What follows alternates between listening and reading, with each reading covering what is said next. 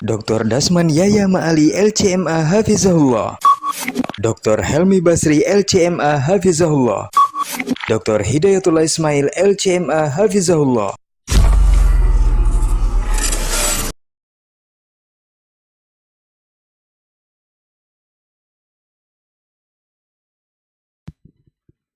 Bismillah. Assalamualaikum warahmatullahi wabarakatuh. Alhamdulillahirrabbilalamin. Wassalatu wassalamu ala asyrafil anbiya'i wal mursalin wa ala alihi wa ashabihi rasulillahi ajma'in. Asyhadu an la ilaha illallah wahdahu la syarikalah wa asyhadu anna Muhammadan abduhu wa rasuluh la nabiyya ba'dah amma ba'du. 91,1 FM Radio Robani merajut ilmu dan peradaban. Generasi Robani dimanapun antum berada dan juga pemirsa KMTV dimanapun antum bisa menyimak siaran kita untuk kesempatan pagi hari ini.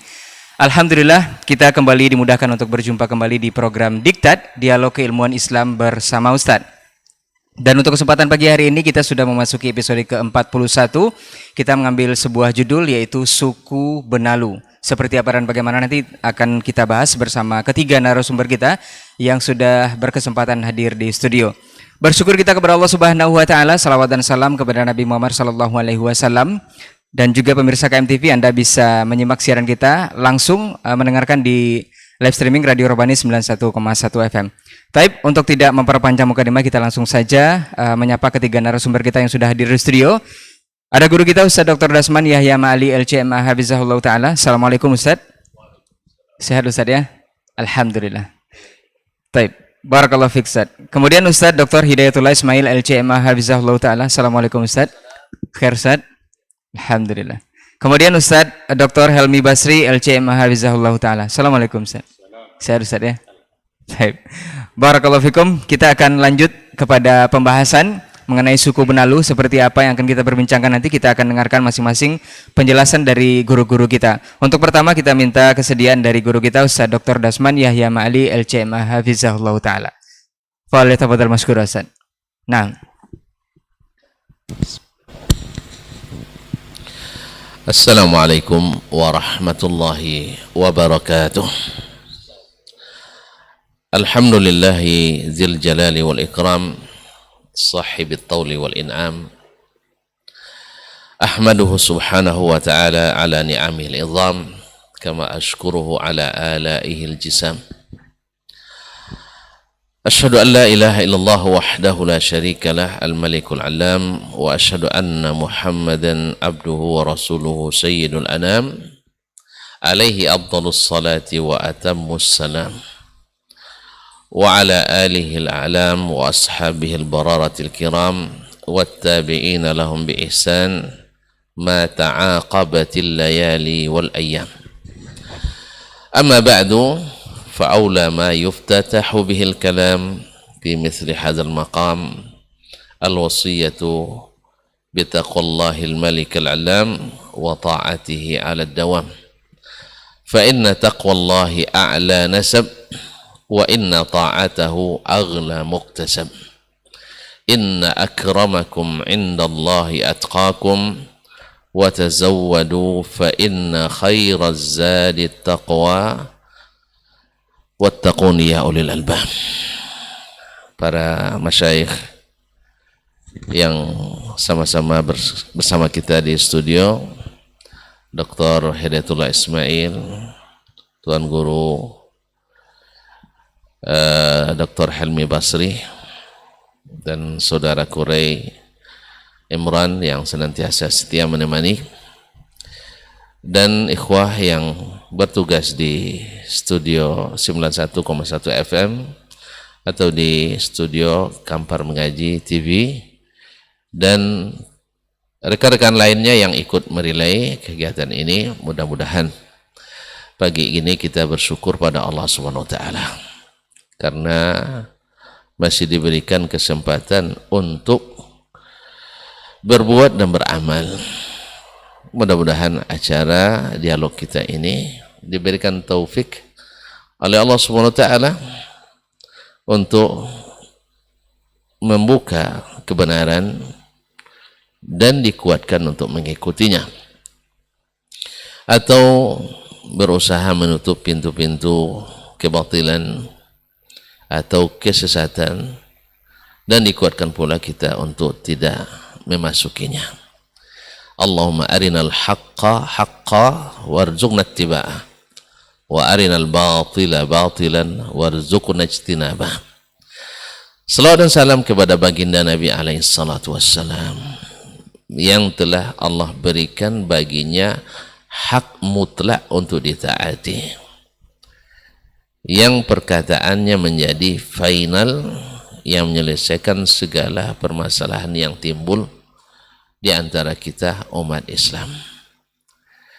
Fala wa rabbika la yu'minun hatta yuhakkimuka fima shajara bainahum thumma la yajidu fi anfusihim harajan mimma qadait wa yusallimu taslimah. Beliaulah selalu yang memutuskan segala perkara, segala masalah yang timbul dan terjadi semasa beliau masih hidup, yang terjadi di kalangan sahabat.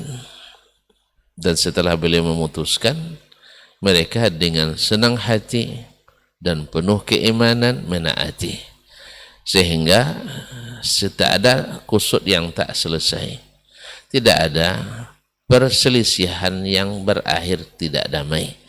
Kenapa? Karena mereka menjadikan Nabi sebagai hakam atau sebagai hakim yang memutuskan.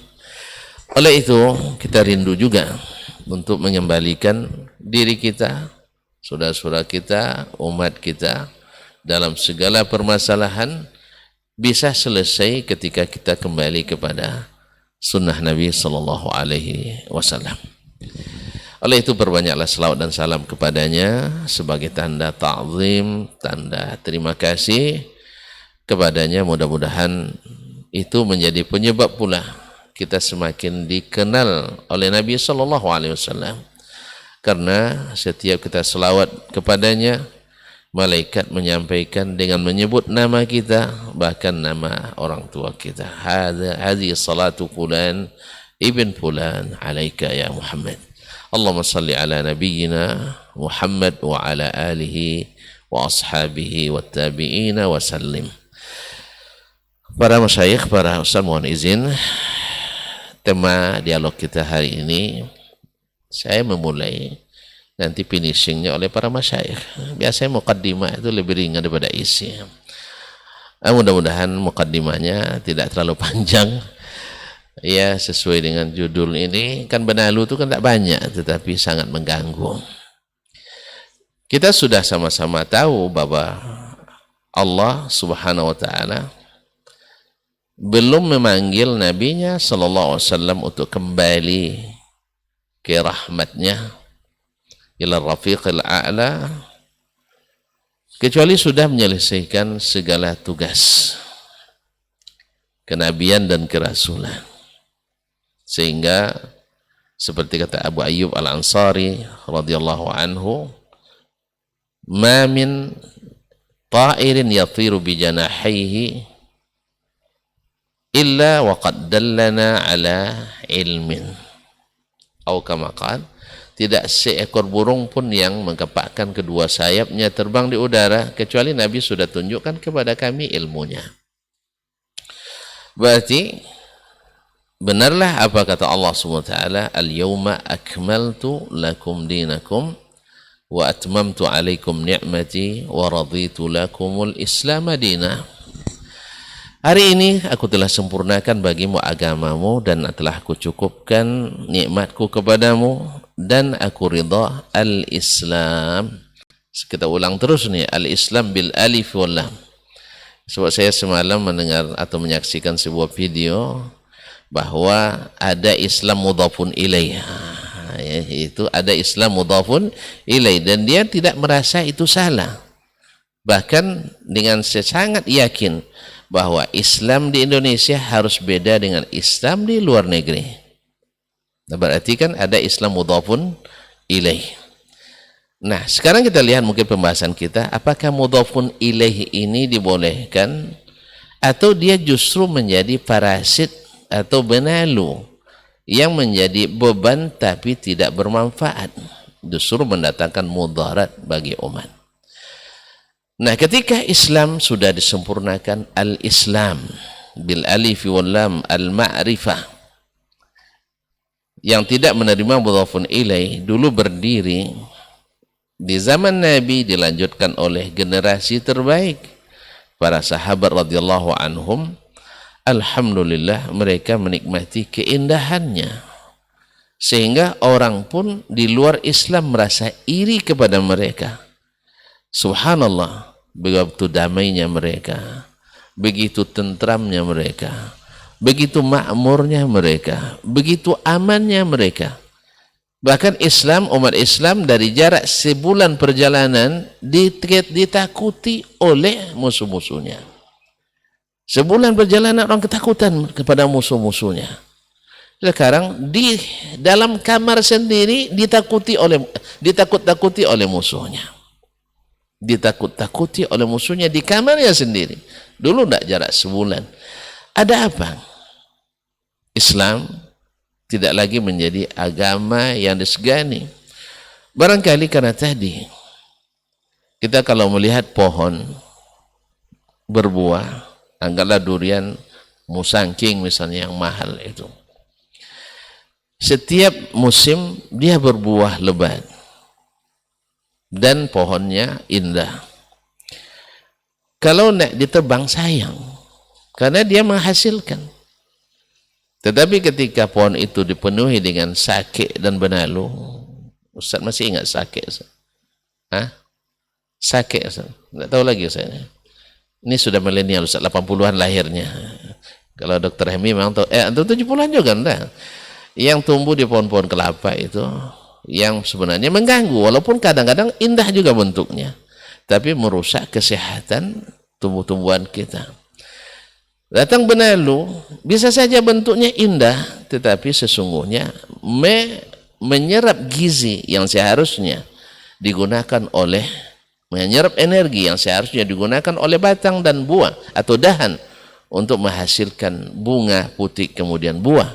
Tapi karena benalu ini akhirnya banyak terserap energi ke situ, banyak terhabiskan gizi makanan, sehingga pohon tumbuhan pun sudah tidak produktif lagi. Nah, di saat sudah tidak produktif, dia anggap sebagai jadi pohon pengganggu. Apalagi kalau tumbuhnya besar. Kalau bahasa kampung saya ilmi, laung tumbuhan lain oleh ditanam cabai di bawahnya tidak bisa tumbuh. Lawung, tahu lawung tuan-tuan? Mengganggu. Dia terganggu, akhirnya mengganggu yang lain. Akhirnya tumbuhan ini tidak lagi, kehadirannya justru mengkhawatirkan. Barangkali ini yang timbul pada umat Islam hari ini. Seperti yang dikhawatirkan oleh Nabi SAW. Bahkan diwanti-wanti oleh Allah SWT. وَلَا تَكُونُوا كَالَّذِينَ تَفَرَّقُوا وَاخْتَلَفُوا مِنْ بَعْدِ مَا جَاءَهُمُ الْبَيِّنَاتُ أُولَئِكَ لَهُمْ عَذَابٌ عَظِيمٌ. Jangan kalian seperti orang yang telah bercerai-berai dan berikhtilaf setelah datang kepada mereka keterangan-keterangan yang jelas. Akhirnya bagi mereka azab yang besar. Azab yang besar. Yauma tabyaddu wujuh wa taswaddu wujuh. Yaitu hari di mana wajah-wajah putih berseri-seri dan ada pula wajah-wajah yang hitam kelam karena kekecewaan. Fa ammal ladzina swaddat wujuhum fa fi sedangkan orang-orang yang yang hitam mukanya akan masuk azab yang pedih. Kaum muslimin, para pendengar, para pemirsa yang saya muliakan, saya hormati. Allah SWT ingatkan itu jangan sampai terjadi, sebab itu akan membuat kalian rusak, membuat kalian lemah. Ma'asyiral kiram dirahmati Allah. Nabi juga mengingatkan itu, bahwasanya jangan sekali-kali kalian melakukan perpecahan dan obatnya adalah kembali kepada apa yang telah diajarkan oleh Allah dan Rasulnya sallallahu alaihi wasallam. Ma'asyiral kiram dirahmati Allah, di antara benalu yang banyak menggerogoti pohon Islam yang sebenarnya sangat produktif ini. Karena Islam itu saking produktifnya bukan hanya dinikmati oleh umatnya sendiri, tapi bahkan dinikmati oleh umat-umat yang lain. Ya, seluruh saksi sejarah Bahkan yang hadir hari ini dengan fakta, negeri manapun yang mayoritas muslim cenderung lebih aman bagi agama lain dibanding dengan yang minoritas muslim. Negeri kita misalnya sebagai contoh, Indonesia yang kita cintai ini, mayoritas muslim sehingga yang beragama lain lebih aman dan nyaman. Demikianlah produktivitas Islam itu. Ini belum lagi diterapkan hukum Islam yang sesungguhnya. Belum lagi terapkan.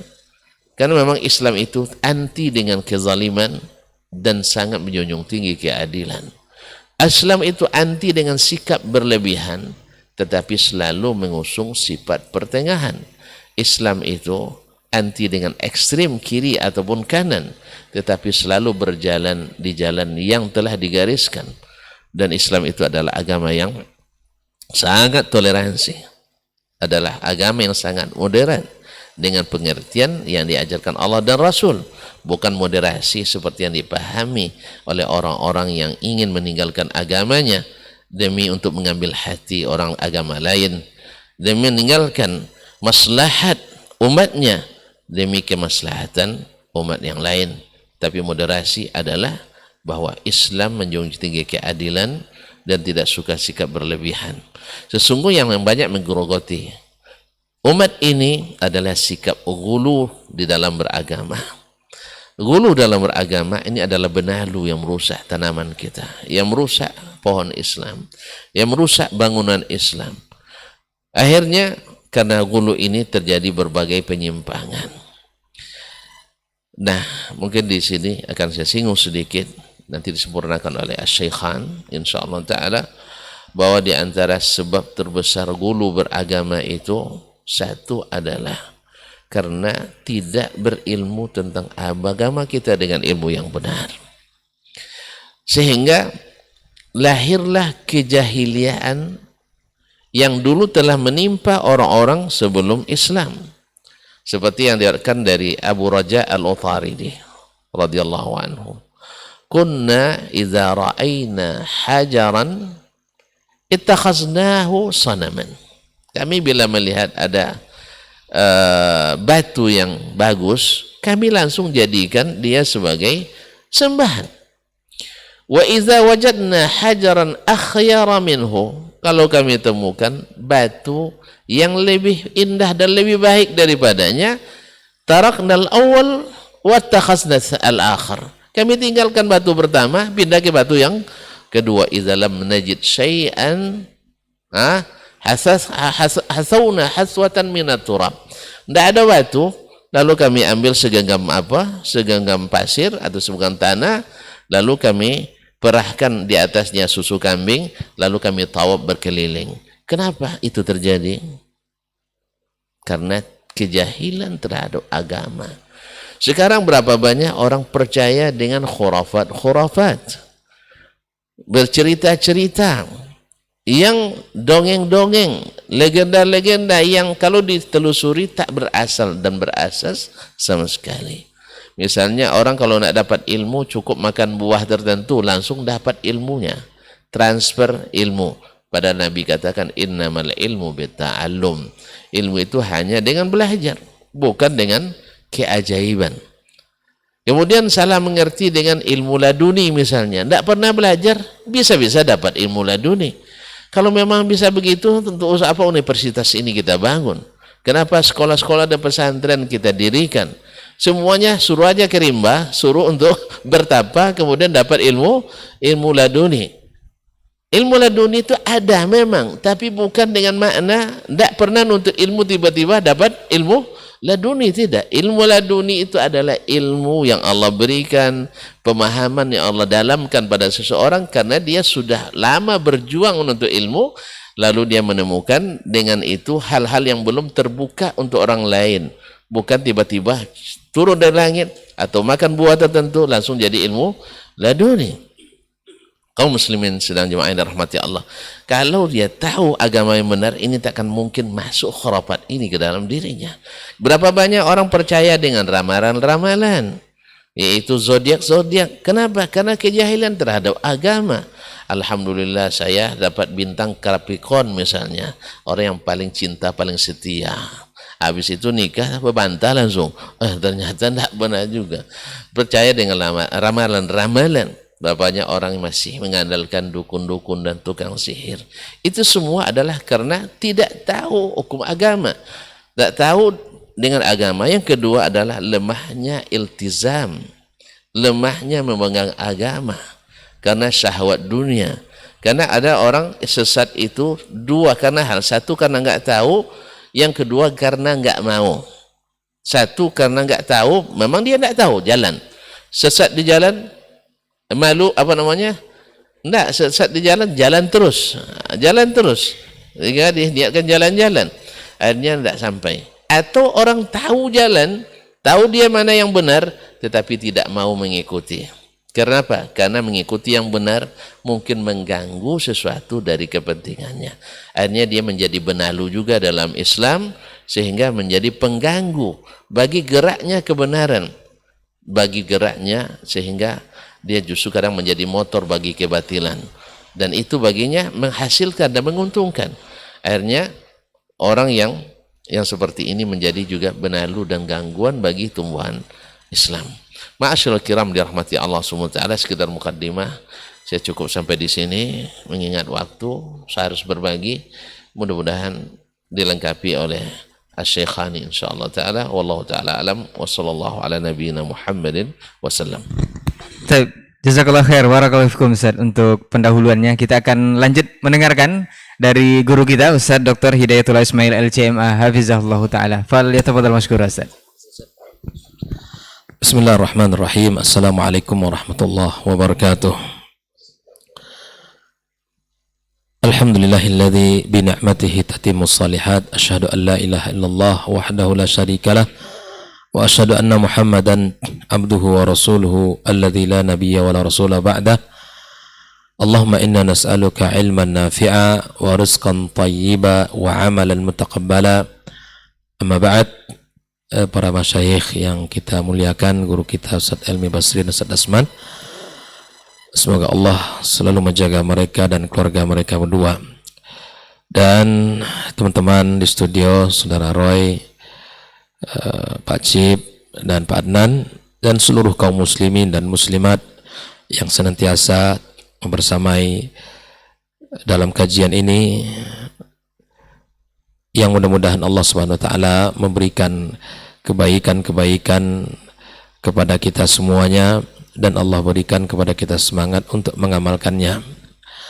Alhamdulillah, kita bersyukur pada Allah, di pagi ini kembali kita dipertemukan dalam majlis yang mulia ini, majlis barokah ini, majlis yang mudah-mudahan bisa mendatangkan iman di hati kita, memupuk rasa cinta kita kepada Allah Subhanahu wa taala, sehingga kita bisa istiqamah dalam jalan agama yang mulia. Rasulullah sallallahu alaihi wasallam mengatakan, la yastaqimu imanu abdin hatta yastaqima qalbuh. Tidak akan istiqamah iman seseorang sampai pada saat istiqamahnya hati seseorang. Kata para ulama, kapan hati seseorang itu bisa istiqamah? Apabila hatinya diisi dengan cinta kepada Allah Subhanahu wa taala, hatinya diisi dengan cinta kepada amal saleh. Dengan demikian kita akan bisa istiqamah di dalam ketaatan dan amal saleh kita. Kemudian Nabi mengatakan, wala yastaqimu qalbuhu hatta yastaqima lisanuh. Tidak akan bisa lurus dan istiqamah hati seorang hamba sampai lurus lisannya. Dan memang begitulah, bahwa lisan adalah cerminan hati seseorang. Apa yang ada di dalam teko itu dia akan mengeluarkan di mulutnya.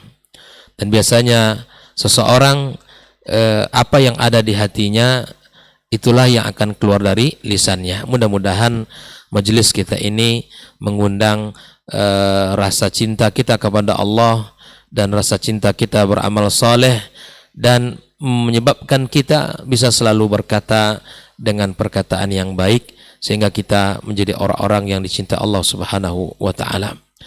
Kemudian ucapan salat dan salam untuk Nabi kita sallallahu alaihi wasallam, yang mudah-mudahan kita selalu bisa meningkatkan ittiba kepada Nabi sallallahu alaihi wasallam dalam segala urusan kita, terutama dalam urusan agama, yang memang kita harus mencontoh Nabi kita sallallahu alaihi wasallam. Kita berharap selawat dan salam ini juga tersambungkan kepada keluarga beliau, anak dan keturunannya, serta para sahabat-sahabat yang telah berjuang bersamanya, yang telah mengorbankan harta dan jiwa mereka untuk agama yang mulia ini, dan kepada siapapun dari umat ini yang senantiasa mengikuti mereka dengan cara yang baik sampai hari kiamat kelak. Para masyayikh yang kita muliakan, kaum muslimin dan muslimat rahimakumullah dimanapun berada, bicara tentang benalu adalah bicara tentang penyakit, parasit, yang itu akan merusak dalam konteks kita adalah agama kita. Di antara benalu dalam urusan agama kita adalah al-ghulu, seperti mana yang diangkat oleh teman-teman pembahasan pagi ini, yaitu tentang berlebih-lebihan di dalam batasan agama kita yang telah ditentukan oleh Allah dan Rasulullah sallallahu alaihi wasallam. Di dalam Al-Qur'anul Karim, Allah tabaraka wa ta'ala telah menyebutkan kepada ahli kitab, "Qul ya ahlul kitab, la taghlu fi dinikum ghairal haqq, wa la tattabi'u ahwa'a qaumin min qabl." Ahwa'a qaumin qad dallu min qablu wa adallu. Wahai ahlul kitab, katakanlah kepada ahlul kitab Muhammad, wahai ahlul kitab, jangan kalian ghulu dalam agama kalian dengan cara yang tidak benar, dan jangan kalian mengikuti hawa nafsu kaum yang telah sesat sebelumnya dan menyesatkan. Ikhwafillah rahimakumullah, ayat ini adalah panduan bagi kita agar kita menjadi orang-orang yang al-wasatiyah, al-wasat di dalam beragama, sesuai dengan apa yang telah diperintahkan Allah dan sesuai dengan apa yang telah dicontohkan Rasul sallallahu alaihi wasallam. Sehingga Nabi kita juga mengingatkan, iyyakum wal ghulu fid din. Jangan kalian sampai ghulu dalam agama ini. Karena Nabi mengatakan sebab hancurnya umat sebelum kita adalah ghulu dalam urusan agama. Sehingga ada sebuah kisah di saat Abdullah bin Abbas kalau tidak salah ya, di pagi hari saat melontar Jumrah Aqabah gitu kan. Maka Nabi SAW untuk menyuruh dia untuk mengambil tujuh batu ya. Maka Nabi mengatakan amsali haula'i farmu biha. Artinya dengan batu-batu itu ya lemparlah Jumrah Aqabah itu. Maka Nabi mengingatkan bahwa jangan sampai ghulu di dalam bab ini ya. Makanya Nabi SAW mengingatkan kita agar tidak berlebih-lebihan. Karena ketika Jumrah itu kan banyak sekali orang yang ghulu. Saya masih teringat ketika haji yang dalam bayangan mereka yang dilempar itu adalah syaitan gitu kan. Maka ngambil batu yang besar-besar, bahkan apa yang dapat di situ dilemparkan. Ya, bismillah Allahu akbar gitu. Ada yang melempar dengan pakai sendal, ada yang melempar dengan pakai botol, dengan payung, macam-macam Ustaz. Jadi subhanallah, Nabi sejak awal telah mengingatkan ini, jangan sampai ghulu. Maka apa yang diperintahkan oleh Nabi ambil, lakukan. Maka inilah sebagaimana yang juga diriwayatkan oleh Imam Ahmad bin Hanbal, ya, innakum lan tanalu hadzal amr bil mughalabah. Ya, na'am, innakum lan tanalu hadzal amr bil mughalabah. Kalian tidak akan mampu melaksanakan urusan agama kalian ini dengan al-mughalabah, dengan cara yang ghulu, berlebih-lebihan ya. Wa khairu dinikum al-yusra. Sebaik-baik agama kalian adalah yang mudah. Dan Nabi Shallallahu Alaihi Wasallam telah menyampaikan itu, inna dina yusr, agama ini mudah, tetapi jangan kita mudah-mudahkan dalam urusan agama kita, dan jangan kita mempersulit diri kita dalam urusan agama kita. Sehingga para ulama pun, ikhwafillah, membagi beberapa istilah-istilah di dalam bab ghulu ini. Ada istilah yang disebut oleh para ulama dengan at-tanattu'. Ya, at-tanattu' itu adalah perkara-perkara yang berlebih-lebihan ya. Di mana kita sebagaimana Nabi SAW mengatakan halakal mutanatti'un ya. Hancur mereka ini Jadi jangan sampai kita menjadi orang at-tanattu', ya, yang berlebihan, yang melampaui batas, ya. Yang kedua, ada istilah dalam agama kita yang juga mirip dengan al-ghulu, adalah at-tashaddud, memberat-beratkan diri, ya, memaksakan sesuatu pada diri kita, ya. Hal ini Nabi SAW telah mengatakan, la tushaddidu ala anfusikum fayushaddidullahu alaikum. Jangan kalian berat-beratkan diri kalian, jangan kalian persulit diri kalian. Ya, lakukan sesuatu yang diperintahkan, jangan berat-beratkan. Tidak, hal yang tidak diperintahkan jangan dilakukan. Hal yang tidak dicontohkan jangan diperbuat.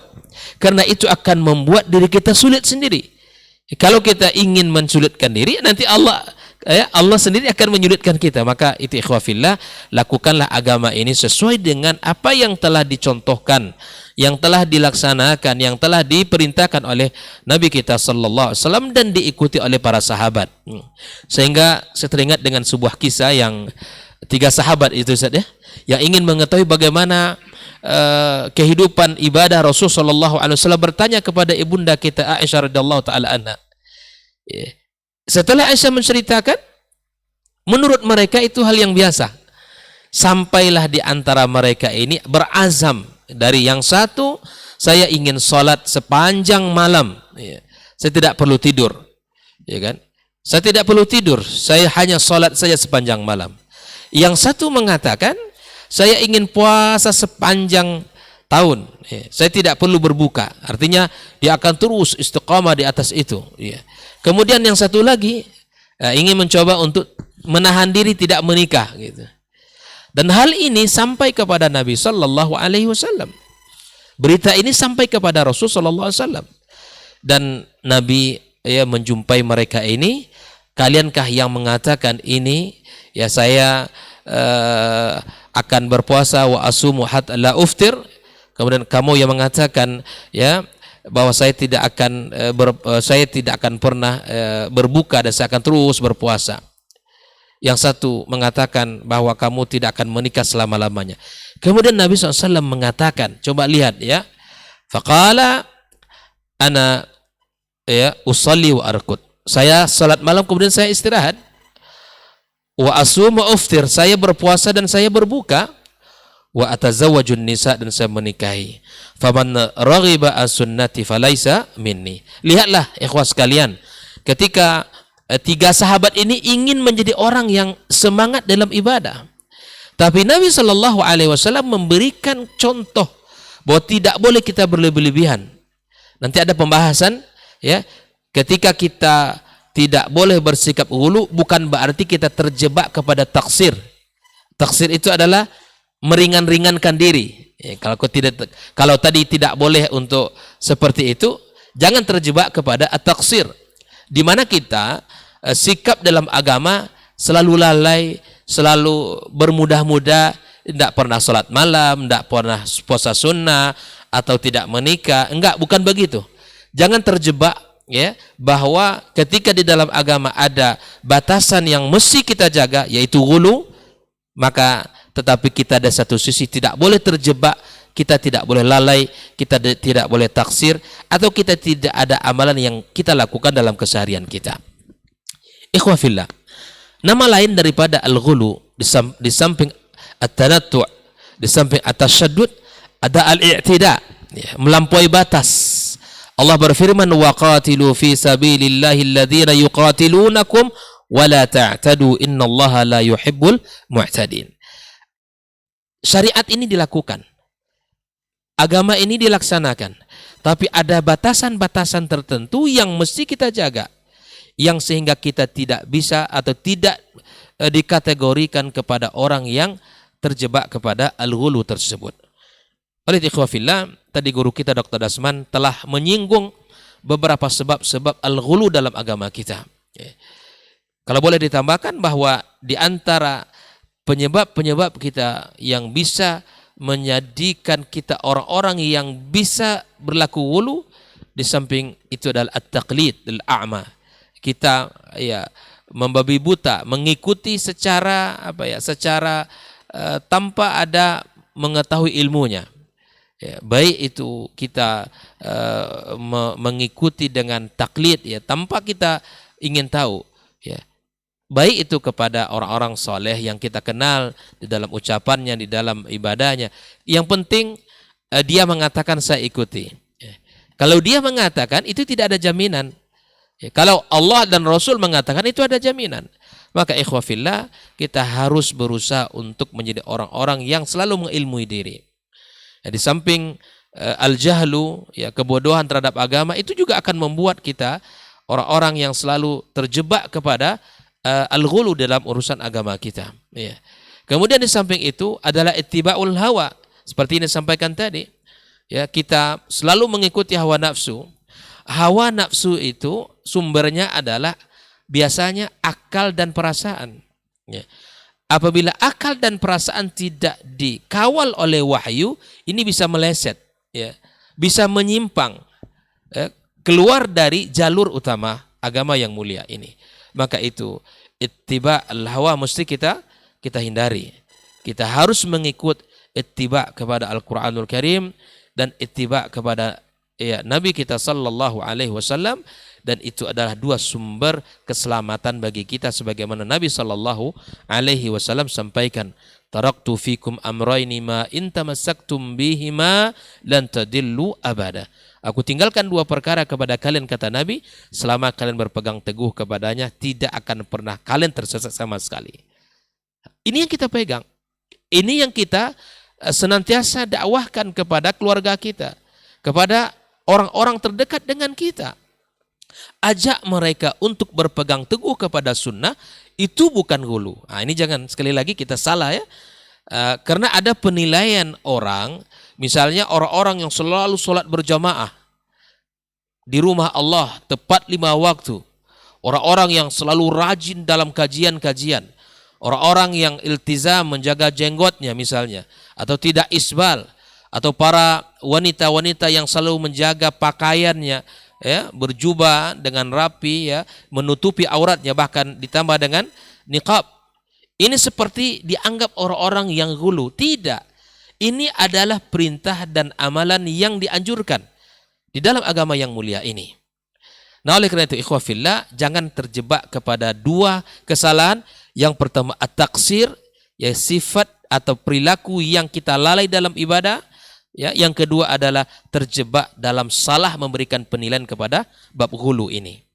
Sehingga apa? Sehingga kita yang syariat kita amalkan, yang sunnah kita pakai, yang bid'ah kita tinggalkan. Oleh ikhwafillah sekalian rahimakumullah, di samping sebab-sebab al-jahlu fid din, at-taqlid al-a'ma, kemudian ittiba'ul hawa, ada satu hal juga yang membuat kita terjebak kepada ghulu, yaitu berpegang kepada hadis-hadis dhaif atau kita berpegang kepada hadis-hadis palsu. Karena karena banyak sekali hadis-hadis itu di dalam amaliyah, ya, yang itu sebetulnya tidak ada dari Nabi SAW. Hadisnya bahkan hadis maudhu'. Tapi karena semangat, semangat dalam ibadah, semangat dalam beramal, semangat dalam beragama, sehingga tidak peduli kepada bab-bab tersebut, sehingga jatuh kepada urusan atau virus yang disebut dengan al-ghulu ini. Ikhwah fillah, carilah hadis-hadis yang sahih, yang muttasil, yang dianggap ini adalah hadis yang bisa kita jadikan rujukan dalam agama, dan itu yang bisa dijadikan sandaran dalam beramal. Jauhkan dalil-dalil yang dhaif, ya. Kemudian jauhkan hadis-hadis maudhu', ya. Maka itu kita akan terhindar dari perkara-perkara yang tercela ini. Nah, kalau kita ingin membagi bahwa al-ghulu, kata para ulama, itu bisa masuk pada 3 kategori. Al-ghulu fil aqidah, ya, ghulu dalam sebuah keyakinan, ya. Ghulu dalam keyakinan, ya. Dalam keyakinan seperti ghulunya orang-orang Rafidhah, ya, terhadap Ahlul Bait, ya, banyak, ya, ghulu mereka sangat banyak. Ghulu mereka terhadap Ahlul Bait, bahkan terhadap Ali bin Abi Thalib radhiyallahu taala anhu, bahkan ghulu mereka di dalam keyakinan seperti ghulunya mereka terhadap para imam-imam mereka. Ya, di dalam banyak kitab dijelaskan ghulu mereka ini terhadap imam-imam mereka sampai mereka mengatakan bahwa imam mereka maksum. Nah, ini sampai mereka mengatakan imam mereka maksum. Maksum itu artinya apa? Tanpa dosa. yang namanya manusia selain Nabi itu pasti berdosa. Tapi saking hulunya mereka orang-orang Rafidhah, ya, maka mereka mengatakan mereka ini sampai pada derajat maksum. Bahkan apa yang mereka lakukan dari syariat, walaupun dalam pandangan agama menyalahi, tetap mereka benarkan. Ini hal yang tidak boleh kita yakini, ya. Hal yang tidak boleh kita yakini. Bahkan waliyadzubillah, ada di antara perbuatan-perbuatan mereka saking ngalap berkahnya kepada imam-imam mereka, bahkan kotoran-kotoran mereka itu dianggap sesuatu yang barokah. Waliyadzubillah. Ini kan hulu ini. Sesuatu yang berlebih-lebih dalam keyakinan. Dan itu tidak dipandu oleh wahyu. Dan itu tidak dipandu oleh syariat yang mulia ini. Maka ikhwah fillah, hal yang seperti ini mesti kita sampaikan kepada keluarga kita, kepada generasi kita, kepada umat secara umum. Sampaikan akidah ini batil.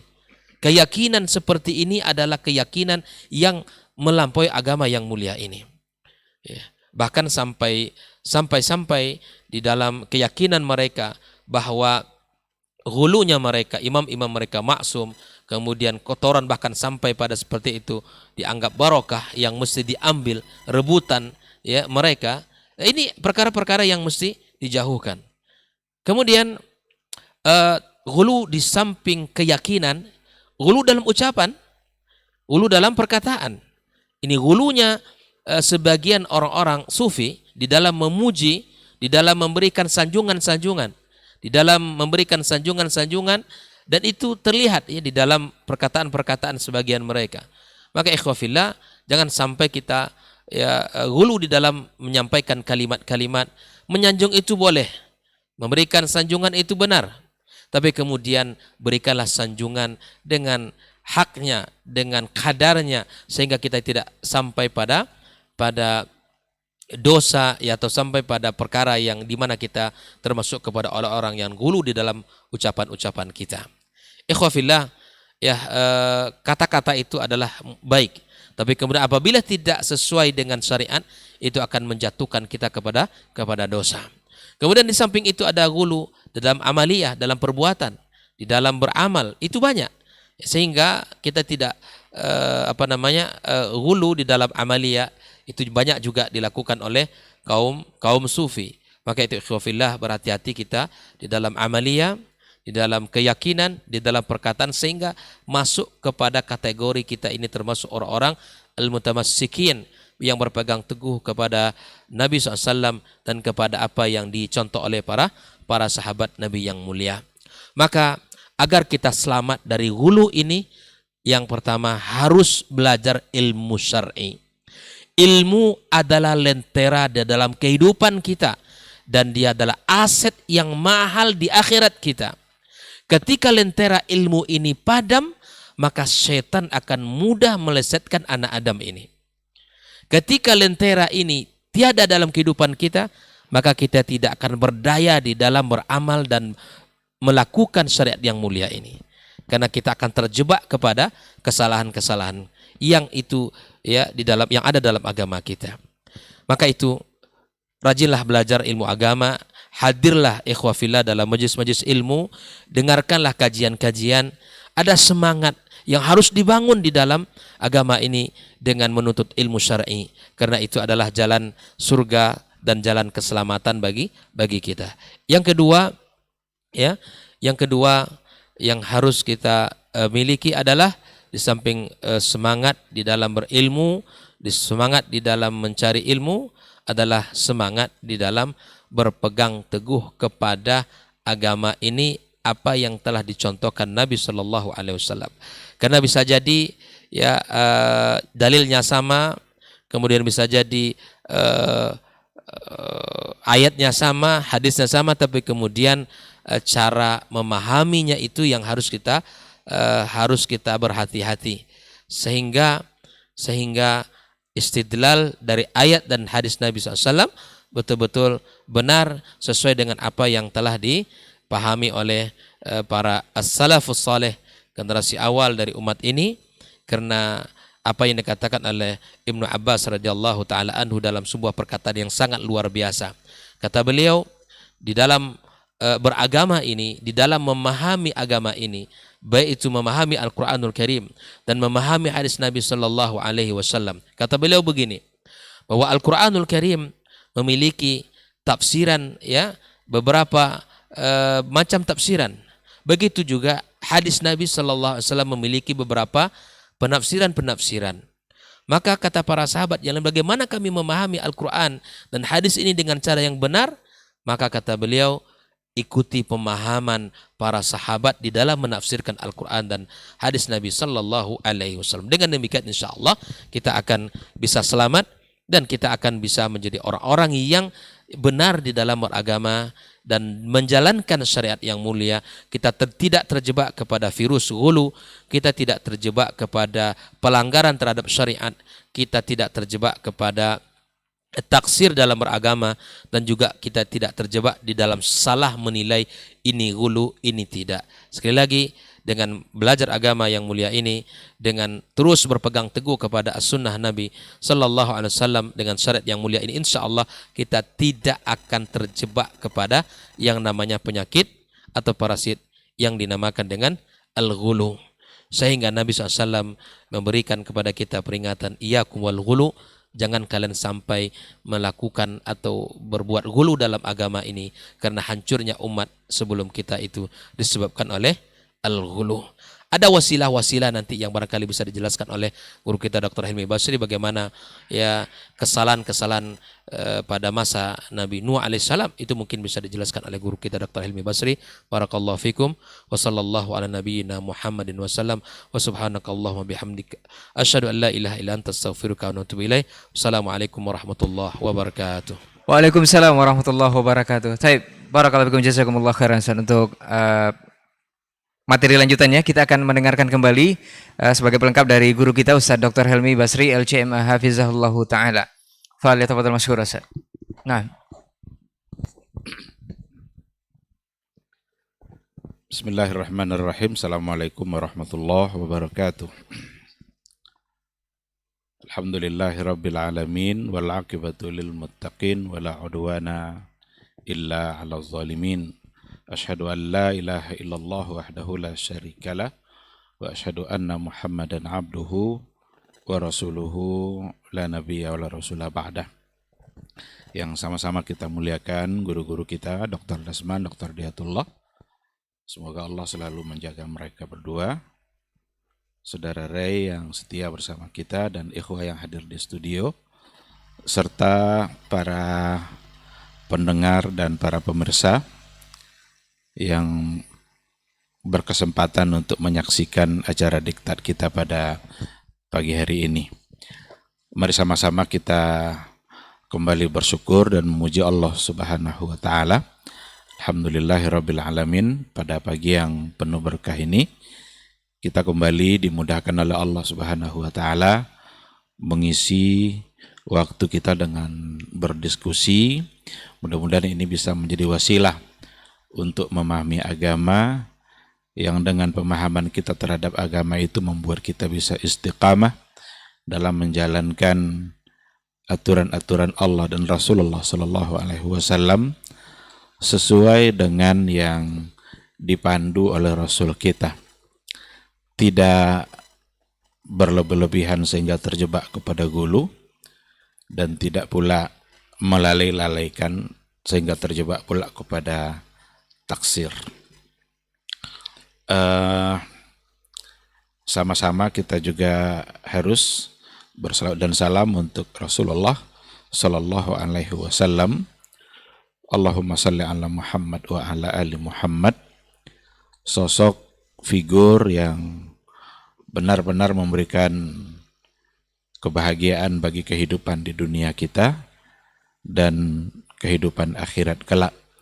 Mudah-mudahan kita bisa berjumpa dengan beliau. Mudah-mudahan di akhirat kelak kita bisa mendapatkan syafaatnya dan juga bisa mendapatkan minuman yang langsung dituangkan oleh Rasulullah Sallallahu Alaihi Wasallam dari air telaganya. Yang kata beliau, man syariba minhu lam yazma abadan. Siapa yang kalau sudah meminumnya maka dia tidak lagi akan merasa haus. Baik, ikhwah fillah, tema kita pada pagi hari ini berkaitan dengan sesuatu yang dapat merusak agama, yaitu kita bicara benalu atau pagar makan tanaman. Pagar itu dibuat untuk menjaga, tapi pada akhirnya justru tanaman itu dirusak oleh pagarnya. Saya kira sudah banyak sekali yang disampaikan oleh dua guru kita. Yang pertama tadi Dr. Dasman dan kedua Dr. Hidayatullah yang telah menyampaikan bahkan sudah dengan sangat rinci. Maka saya bersyukur sekali karena tak perlu lagi saya berpanjang-panjang untuk menceritakannya, karena Dr. Hidayatullah sudah menyebutnya dan menjelaskannya secara rinci. Salah satu dari yang akan menjadi perusak bagi agama itu sendiri itu adalah ghulu. Seperti yang sudah dikatakan tadi, ghulu itu definisinya kira-kira bisa dikatakan begini: mujawazatul haddi fi hamdi syai'in au dhammihi. Melebihi batas dalam memuji sesuatu atau dalam mencela sesuatu. Itu menjadi bagian dari atau bentuk dari ghulu. Memuji itu perlu, bahkan penting. Tetapi kalau sudah berlebihan, maka ia menjadi salah. Dan ghulu itu salah satu dari sisi ekstrim yang merupakan lawan dari taksir. Tadi sudah disampaikan juga ada ghulu, ada taksir. Ada berlebihan dalam menyikapi sesuatu, ada pula bermudah-mudah dan melalaikan dalam menyikapi sesuatu. Dan dua-duanya merupakan sesuatu yang disukai oleh syaitan. Syaitan itu tidak suka kita berada di dalam agama secara benar. Dia akan menggiring kita kalau tidak kepada taksir atau kepada melalaikan. Seandainya sulit untuk dibuat orang itu lalai dari agama, karena sulit untuk membuat orang jadi lalai. Kalau seandainya itu yang dirasakan oleh syaitan, maka dia akan jebak pada sisi yang lain, bersifat ghulu. Jadi dua-duanya adalah sesuatu yang tidak baik sebenarnya di dalam beragama, karena itu sangat dicintai oleh syaitan. Rasulullah Shallallahu Alaihi Wasallam sudah mengingatkan kita bahwa ghulu itu adalah yang telah menyebabkan rusak dan binasanya kaum-kaum terdahulu. Orang-orang Nasrani bersifat ghulu dia dengan nabinya Isa alaihissalam, sehingga mereka tidak lagi menempatkan Nabi Isa itu sekedar sebagai Rasul dan manusia utusan Allah, tetapi mereka meyakini bahwa Isa itu adalah Ibnullah, anak Allah. Dan itu sudah menempatkan sesuatu lebih dari yang seharusnya. Maka di situ ada mujawazatul haddi fi hamdi syai'. Berlebihan dalam memuji sesuatu. Mereka sangat menghormati Nabi Isa. Lahir tidak layaknya lahir manusia biasa. Bahkan dia tidak punya ayah. Karena disebutkan pun dalam Al-Quran itu adalah ruhullah wa kalimatuhu alqaha ila Maryam. Cuma mereka memahami dikiranya itu adalah Nabi Isa bagian dari ruh Allah, dan itu dianggapnya sebagai anak Allah. Maka terjebak pada ghulu. Orang-orang Yahudi terjebak pula pada ghulu dalam menempatkan Uzair.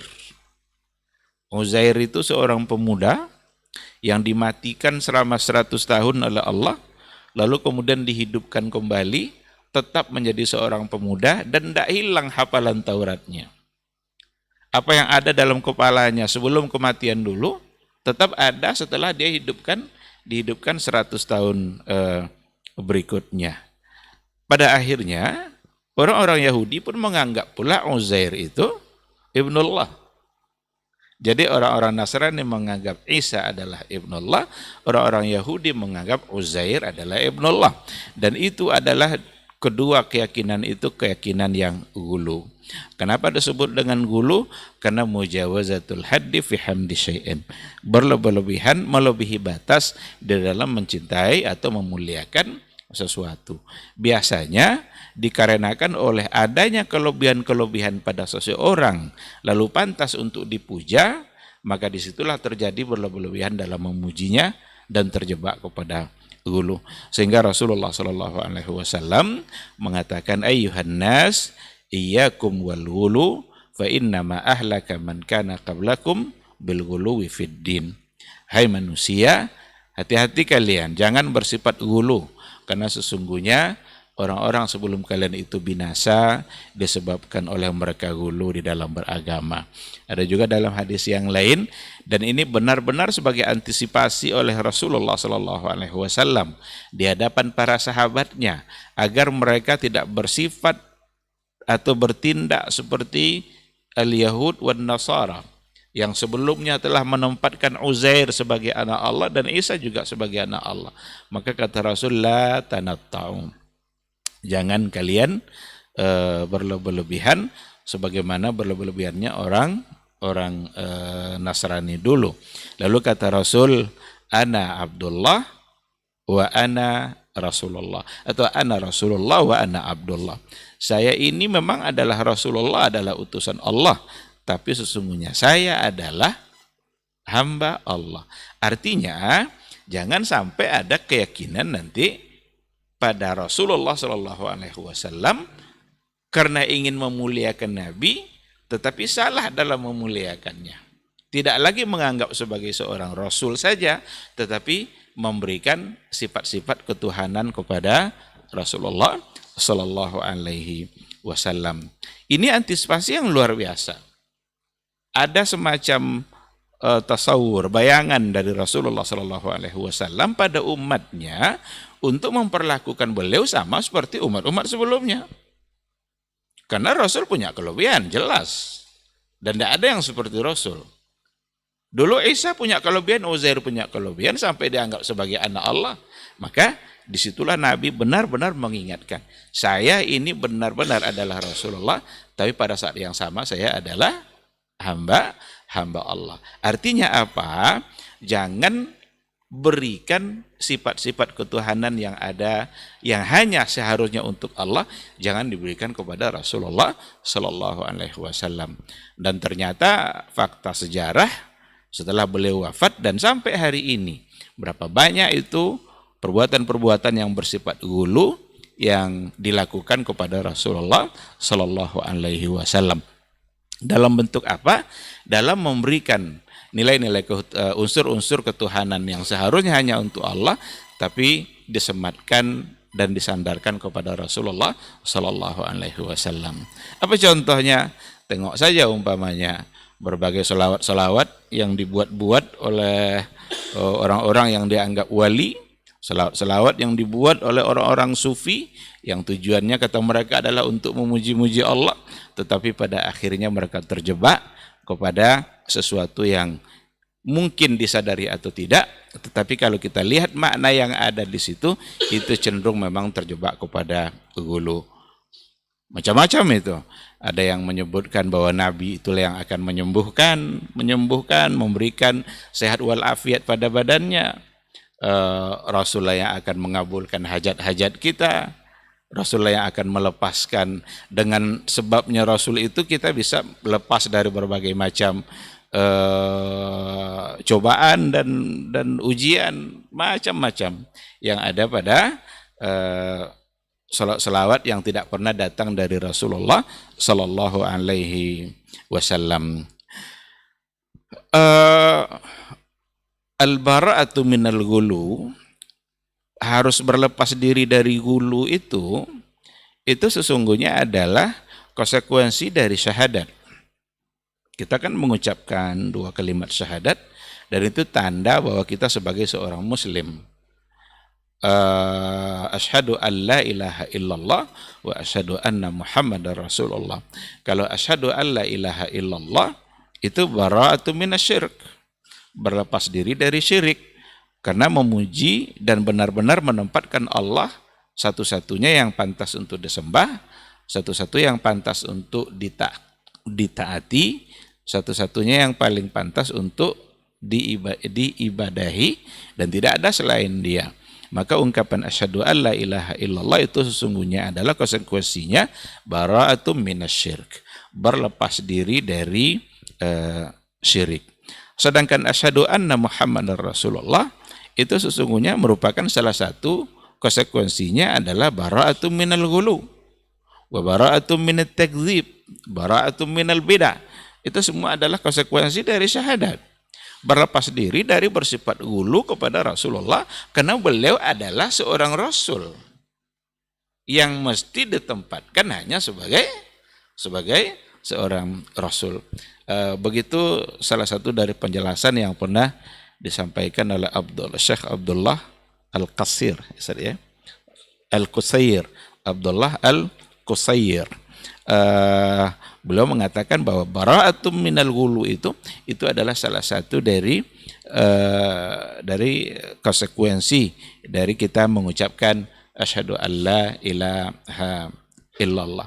Oleh karena itu, kita sebagai muslim dan mukmin sejati, tentu saja kita harus selalu punya semangat untuk mempertahankan dan istiqamah berada di atas agama, tetapi jangan sampai keluar dari batas-batas yang batas-batas yang menyebabkan kita ternyata terjebak kepada perbuatan ghulu, yang salah satu dari sebabnya adalah berlebih-lebihan di dalam mencintai sesuatu. Termasuk seperti hubbus salihin. Orang-orang soleh itu kan orang-orang yang perlu untuk kita cintai. Tetapi nggak boleh berlebihan. Karena berlebihan dalam mencintai orang-orang soleh itu bisa menjadi wasilah menuju kesyirikan. Hubbus salihin. Bagaimana kita diminta untuk menjadi orang yang soleh dan juga mencintai orang-orang yang soleh. Mencintai orang-orang yang soleh ya berarti kalau mereka orang-orang yang berilmu, kita ingin ambil ilmu dari mereka. Kalau seandainya mereka orang-orang yang ahli ibadah, kita ambil semangat dalam beribadahnya. Dan jangan sampai nanti kita memuji dan memuja sehingga menempatkan orang-orang soleh tidak lagi hanya sebagai seorang yang soleh dan sebagai seorang guru, akan tetapi terjebak kepada ghulu, sama seperti yang tadi itu, menempatkan mereka atau memberikan makom pada mereka tidak lagi pada yang seharusnya. Semua itu dipastikan akan bisa merusak agama, karena telah terbukti bahwa yang merusak orang-orang terdahulu itu ternyata adalah ghulu di dalam beragama, di dalam memuji orang-orang soleh yang ada di kalangan mereka. Itu juga lah dulu yang menjadi penyebab terjadinya kesyirikan pada masa Nabi Nuh, ketika ada orang-orang soleh yang sangat mereka cintai, saat mereka kagumi kesolehannya, ketika mereka meninggal, mereka masyarakat yang ada di situ ingin tetap mengenang jasa-jasa mereka, lalu kemudian dibuatkanlah patung-patungnya. Itu patung orang-orang soleh semua, dengan tujuannya adalah bisa kembali menimbulkan semangat. Kalau dulu kan bisa bercengkerama, bisa ngobrol, bisa berdekatan dengan mereka. Ketika mereka sudah tidak ada, nah agar semangat itu tidak hilang, dibuatkanlah patungnya. Generasi awal masih bisa selamat karena masih memahami bahwa itu hanyalah sekedar patung. Tapi pada akhirnya generasi berikutnya sudah mulai tidak lagi mengerti dengan apa yang hakikat sesungguhnya yang ada. Justru pada akhirnya mereka menganggap bahwa patung-patung itu ternyata adalah sesembahan yang pantas untuk disembah, dan itu adalah merupakan awal dari kesyirikan, dan itulah yang diberantas dulu oleh Nabi Nuh. Maka kesyirikan itu berawal dari masa Nabi Nuh. pada masa Nabi Adam sampai menjelang hadirnya Nabi Nuh itu masyarakat masih aman-aman saja. Generasi yang tidak ada kesyirikannya. Ada kemaksiatan tetapi tidak ada kesyirikan.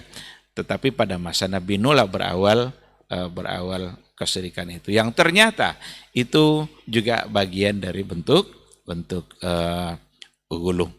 Kalaulah kepada Nabi saja tidak dibolehkan untuk ghuluw, apalagi kepada orang-orang yang soleh. Kepada Nabi saja, siapa yang lebih soleh daripada Nabi? Maka kalau seandainya ziarah ke kubur Nabi, itu tujuannya bukan untuk berdoa dan meminta kepada Nabi. Ada karena ghuluwnya, karena berlebihan dalam mencintai Nabi, jadi salah. Jadi kita memang maksimal mencintai Nabi, tapi tidak boleh mujawazatul had, tidak boleh melampaui batas yang dibenarkan. Sehingga ketika mereka datang ke kuburan Rasulullah Sallallahu Alaihi Wasallam, mereka tidak lagi sekedar untuk berziarah dan tujuan-tujuan yang syar'i, tetapi sudah tujuan-tujuan yang salah. Apa contoh yang salah? Mereka berdoa meminta kepada Rasulullah Sallallahu Alaihi Wasallam. Oh, Rasul itu kan orangnya tidak meninggal, orangnya masih hidup. Ungkapan itu keluar dari orang ghuluw itu. Karena dia sudah begitu ghuluw, begitu itu berlebihan, maka keluarlah kata-kata itu.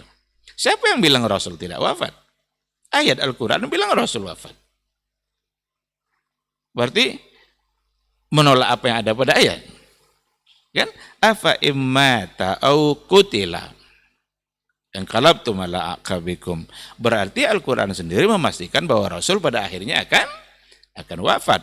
Dulu kan pada saat kematian Rasulullah Sallallahu Alaihi Wasallam itu kan semua menangis, sahabat menangis. Umar mengira Rasul tidak wafat. Nah, dikeluarkannya pedangnya. Jangan coba-coba kalian bilang Rasul wafat, katanya. Dia tidak wafat. Dia seperti Nabi Musa dipanggil 40 hari nanti balik lagi. Itu sebenarnya karena kekuatan cinta yang ada pada Umar, tidak sanggup dia berpisah dengan Rasul. Tidak sanggup dia menerima kenyataan kalau benar-benar akan berpisah dengan Rasulullah Sallallahu Alaihi Wasallam. Datanglah Abu Bakar As-Siddiq masuk ke dalam rumah, tengok Nabi, dicium keningnya, ternyata Rasul memang sudah wafat. Nah, berpidatolah Abu Bakar ketika itu, dia membaca ayat yang tadi itu, wa ma Muhammadun illa rasulun qad khalat min qablihi rusul afa imma ta'au qutilah. Umar ketika itu terjatuh pingsan, lalu sadar kembali dan dia mengatakan seolah-olah ayat ini tidak pernah terdengar oleh telinga saya. Maka ayat itu memastikan kematiannya Rasulullah Sallallahu Alaihi Wasallam. Lalu tiba-tiba ada orang-orang bilang sekalian Rasul tidak wafat. Lalu kemudian datang ke kuburannya kita meminta-minta atau minta disampaikan doa itu oleh Rasul kepada Allah. Ini sungguh bagian dari ghuluw. Ini adalah bentuk dari berlebihan dan benalu dalam agama. Dia mencoba memagari agamanya dengan cara seperti itu, tapi pagar itu yang akan memakan tanaman dan yang akan merusak agamanya sendiri. Sikap seperti itu dilakukan juga oleh sebagian itu pada orang-orang soleh, para wali yang dianggap keramat.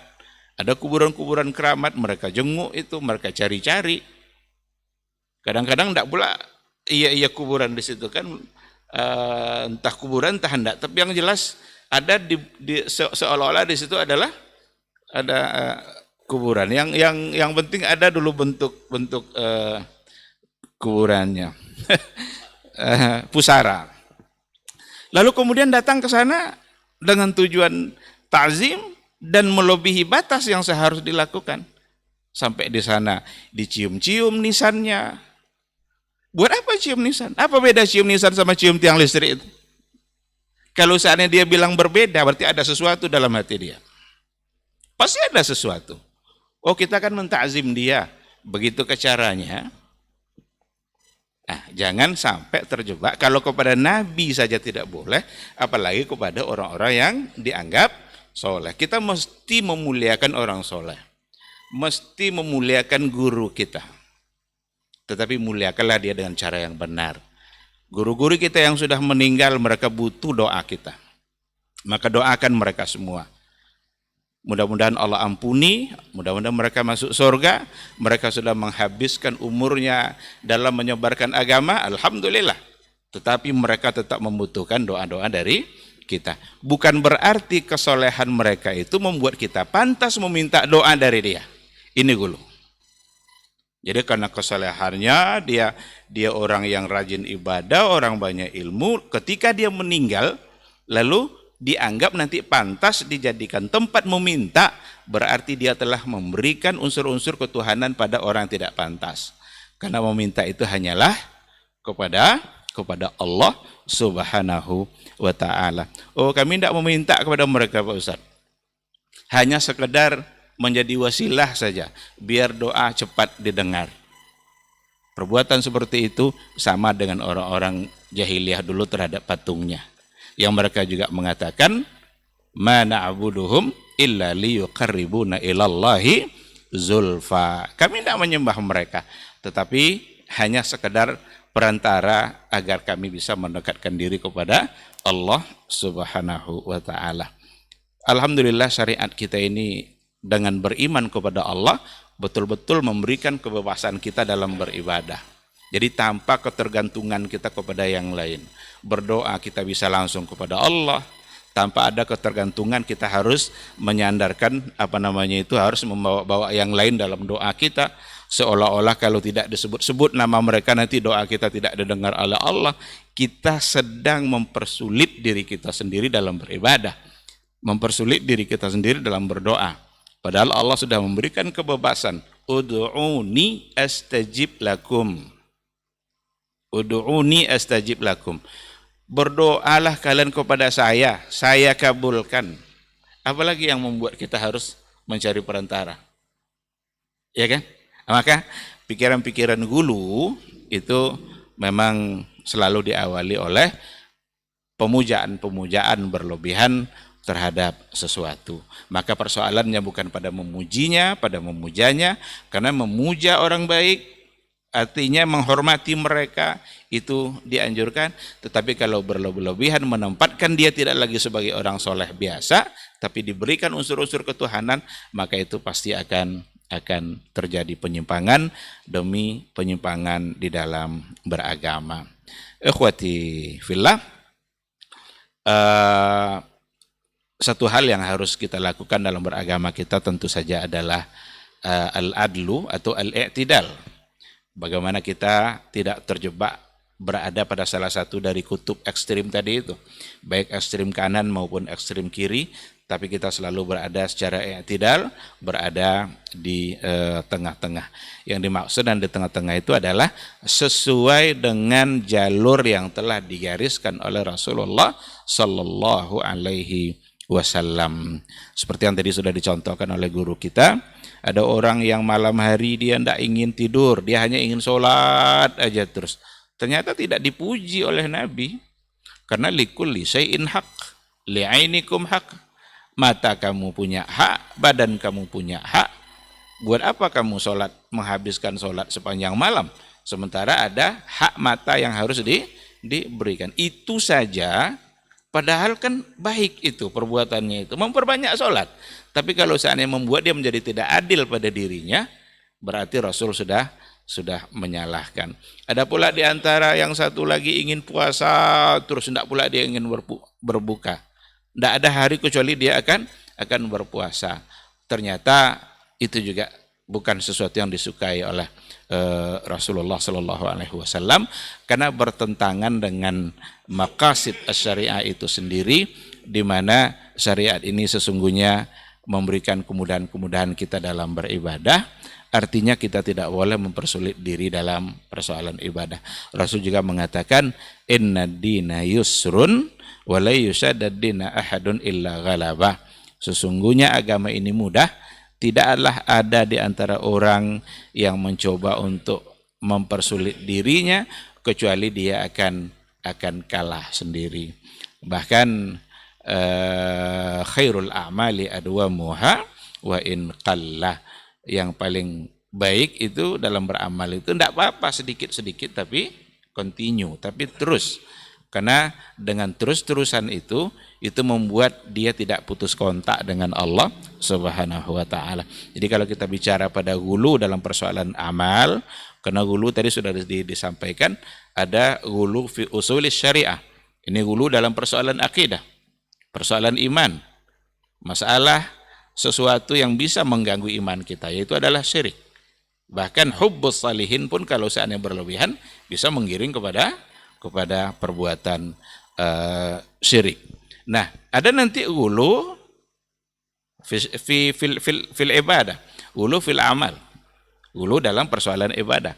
Itu seperti yang dikatakan oleh guru kita tadi, dan ternyata lagi-lagi kita mengajak kita bersama semua masyarakat agar senantiasa mencoba untuk memahami ilmu dalam beragama, agar kita beragama dengan benar. Kalau seandainya beragama hanya dengan perasaan saja, sering akan terjebak kepada kesalahan demi kesalahan, yang salah satu dari kesalahan itu adalah al-ghulu. Bukankah karena perasaan mereka bisa menyembah-nyembah kubur? Bukankah karena perasaan mencintai mereka bisa salah cara dalam berziarah? Jadi persoalannya ini sudah sangat sering kali kita ingatkan. Karena kalau kita bicara begini kadang dibilang pula melarang ziarah kubur. Tidak, ziarah kubur itulah perintah Nabi, bahkan sunnah Nabi. Mungkin kita tidak bisa mengerjakannya sesuai yang dikerjakan oleh Rasul. Rasul ziarah kubur malam-malam deh. Siapa yang hari ini malam-malam bisa ziarah kubur? Tiba-tiba Aisyah kehilangan Nabi. Rupanya Rasul sallallahu alaihi wasallam pergi ke Baqi'. Itu adalah bukti bahwa Rasul berziarah. Maka persoalannya bukan pada ziarahnya, tapi pada apa yang dilakukan pada saat berziarah. Kalau salah, kalau berlebihan, maka bisa masuk kepada gulu, dan itu akan menjadi benalu yang akan merusak agamanya, bagaikan pagar makan tanaman. Dia yakin pagarnya akan menjaga tanamannya, ternyata justru tanamannya yang rusak oleh pagarnya sendiri. Ini mungkin yang bisa saya sampaikan, mudah-mudahan bermanfaat insyaallah. Terima kasih. Assalamualaikum warahmatullahi wabarakatuh. Waalaikumsalam warahmatullahi wabarakatuh. Baik, barakallahu fikum, jazakumullah khairan untuk para narasumber kita yang sudah menjelaskan mengenai tema kita suku Benalu.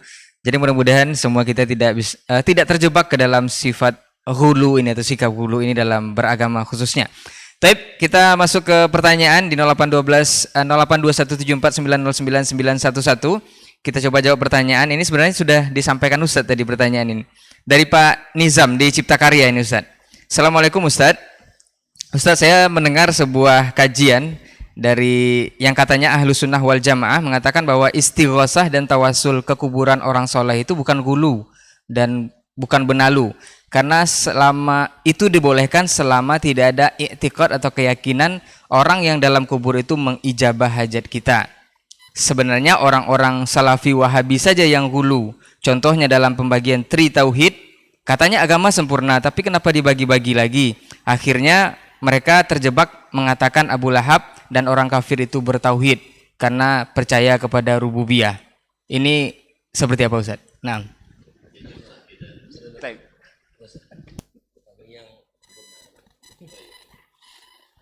Terima kasih Bapak Nizam yang di Cipta Karya, jazakallah khairan. Ini pertanyaan bisa menghabiskan waktu di kita semuanya.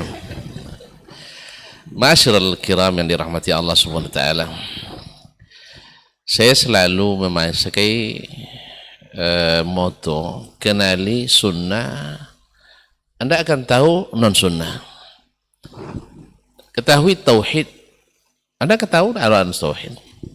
Kenalilah yang benar, pasti tahu mana yang tidak benar. Ya, kalau kita kembali ke definisi sunnah saja, sangat sederhana. Datang dari Nabi, perkataannya, perbuatannya, takrirnya. Nah sekarang, kalau kita praktekkan tanzil hadil masalah ini pada sunnah Nabi SAW yang sudah kita ketahui bersama, perkataan, perbuatan, takrir atau sifat. istighatsah ke kuburan orang saleh. Kita lihat, ada enggak suruhan Nabi SAW, baik tersurat maupun tersirat, implisit maupun secara eksplisit, tekstual maupun secara kontekstual. Nabi menganjurkan kita istighatsahan namanya, ke kuburan orang-orang saleh. Bukankah Nabi SAW zamannya juga sudah ada orang-orang soleh sebelumnya, para nabi, para rasul, yang juga orang-orang soleh. Alhamdulillah, sepanjang yang kita telusuri, tidak ada arahan dari Nabi SAW tersurat maupun tersirat, secara implisit maupun eksplisit, untuk pergi istighatsah ke kuburan orang soleh. Kita lihat lagi dari perbuatan Nabi, ada atau tidak. Ayolah kita pergi ke kuburan Hamzah di ada Uhud. Kan Hamzah kan syahid. Orang syahid otomatis dekat dengan Allah Subhanahu wa taala. Atau Mus'ab bin Umair yang juga syahid di Uhud. Atau Bunda Khadijah radhiyallahu anha yang merupakan orang yang paling wali di antara kaum muslimat. Yang pertama masuk Islam, yang jasanya tidak terkira. Ternyata Nabi juga tidak menyuruh sahabatnya, akan saya masa istighatsah di kuburan istri saya misalnya kan. Nah, enggak. Atau misalnya saudara-saudara kita yang jauh di Ethiopia misalnya, kalian ke kuburan Najasyi aja, karena dia juga wafat dalam keadaan Islam, mukhadram dia. Ternyata juga tidak ada arahan Nabi SAW baik tersurat maupun tersirat. Lalu kan kadang-kadang sahabat kan berinisiatif, seperti dalam tanda petik bikin bid'ah hasanah, kan itu kan, lalu disahkan oleh Nabi SAW. Ternyata juga tidak ditemukan sahabat berinisiatif baik sewaktu Nabi wafat maupun setelah sewaktu Nabi hidup ataupun setelah Nabi wafat. Ayo kita istighatsah bersama ke kuburan Nabi, tidak ada. Ke kuburan Baqi' tidak, ke kuburan Uhud tidak ada. Nah, dengan ini jelas dan terang sekali bahwa itu tidak masuk amaliyah ahlus sunnah wal jamaah. Kalau kita teruskan lagi ke ahlus sunnah setelahnya, para tabi'in, kita cari ulama-ulama tabi'in yang disepakati mereka ahlus sunnah wal jamaah. Di Madinah ada 7 fuqaha Madinah. Sa'id bin Musayyib, Sulaiman ibn Yasar. Kemudian siapa namanya? Nafi' Maula bin Umar. Ya teruskan lagi. Siapa jadi Salim bin Abdullah, Kharijah ibn Zaid, dan seterusnya. Ada 7 fuqaha Madinah. Ada arahan dari mereka? Amaliyahnya juga tidak. Kita teruskan lagi dengan ulama tabi'in di Basra, di Kufa, dan seterusnya. Alhamdulillah tidak ketemu juga mereka melakukan acara istighatsahan ke tempat-tempat kuburan-kuburan yang dikeramatkan tadi. Kalau ada sebenarnya kuburan Nabi yang paling keramat sebenarnya. Harusnya Ahlul Madinah, ya kalau memang itu amaliyah ahli sunnah, mereka pasti yang lebih terkenal melakukannya. Ternyata juga tidak ditemukan.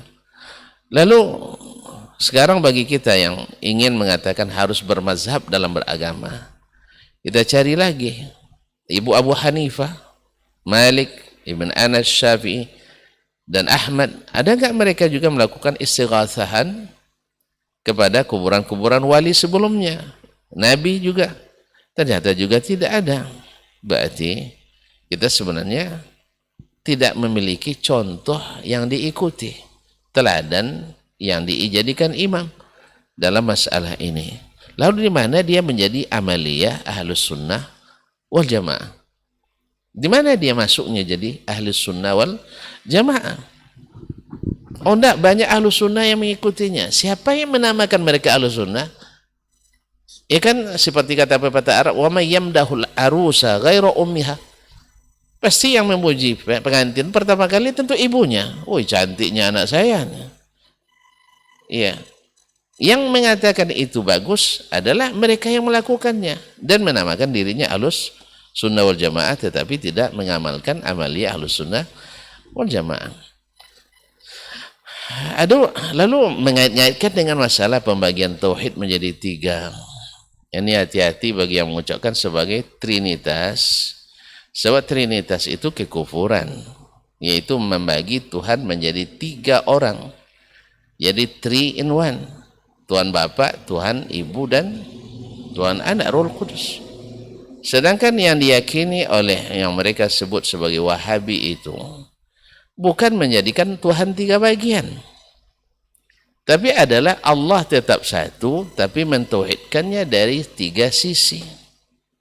Sama juga mentauhidkan Nabi dari 3 sisi, maksudnya adalah sisi fi'liyah, qauliyah, dan amal, dan takrirnya. Nabi tetap satu, tapi sunnah ini bagi 3. Bukan karena Nabi bersakala ini menjadi ini dan semua, tidak. Tetapi ruh dari tauhid itu dalilnya bagi yang mau belajar terang benderang. Ya, terang benderang. Alhamdulillahi Rabbil Alamin. Bahwa pemilik alam itu segalanya adalah Allah SWT. Dan kenapa antum dikatakan bahwa orang-orang Quraisy mengakui Allah secara rububiyah?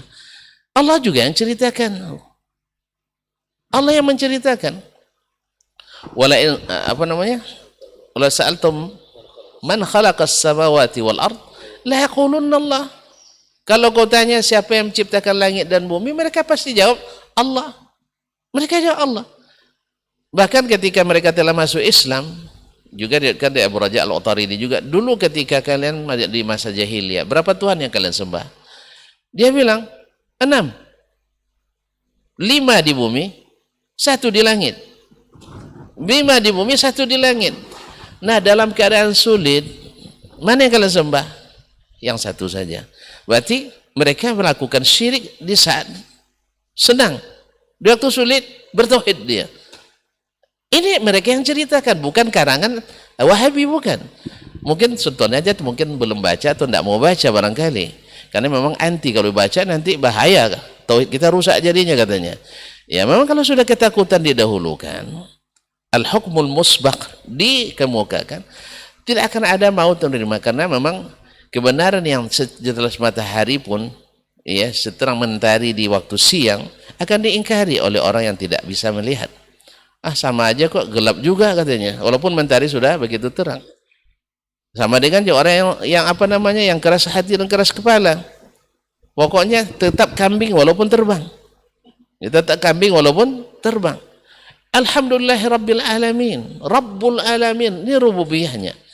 Kemudian mereka orang-orang jahiliyah mengakui ini Rabbuna, Allah yang menceritakan Al-Quran, kecuali tentu tidak percaya. Tapi memang ahli ta'wil dita'wilkannya juga nanti. Bukan ahlu jahiliyah yang di Mekah, itu ahlu jahiliyah yang di Nusantara barangkali. Kalau memang ahli ta'wil, semuanya lahir dari kenyataan. Dan Nabi yang mengatakan itu juga. Nabi juga yang mengatakan mereka itu mengakui itu. Jadi ketika kita katakan Abu Lahab percaya sama Allah, percaya dia sama Allah. Percaya Allah mencipta, benar, percaya dia mencipta, Allah yang mencipta. Tapi kenapa dia tidak mau beriman? Karena aja'alal alihata ilahan wahida. Kenapa pula Tuhan yang banyak ini kok jadi satu sekarang? Kita sudah terbiasa dengan kebiasaan nenek moyang. Makanya sekarang pun orang-orang yang menyeleweng dalam bab ini selalu masalahnya juga dengan nenek moyang, kearifan lokal, dikait-kaitkan dengan kearifan lokal. Dan untuk itu harus kadang-kadang berlindung di ketiak orang-orang yang punya kebijakan, penguasa, mulai dari kepala desa sampai kepada camat, kepada bupati, yang juga rata-rata mereka juga jarang belajar agamanya dengan sempurna. Karena untuk jadi bupati kan tidak mesti orang ahli agama, tapi ahli pemerintahan. Jadi akhirnya mereka itu dihasung dan dihasut oleh pihak-pihak tertentu, sehingga menjadi seolah-olah itu yang benar. Jadi mereka beriman, percaya benar. Allah yang katakan wa ma yu'minu aktsaruhum billahi illa wa hum musyrikun. Kebanyakan mereka tidak beriman pada Allah kecuali dalam keadaan melakukan syirik. Berarti mereka kena di mana? Di uluhiyahnya. Makanya Allah tetapkan lagi, iyyaka na'budu wa iyyaka nasta'in. Berarti ada tauhid al-uluhiyah di sini.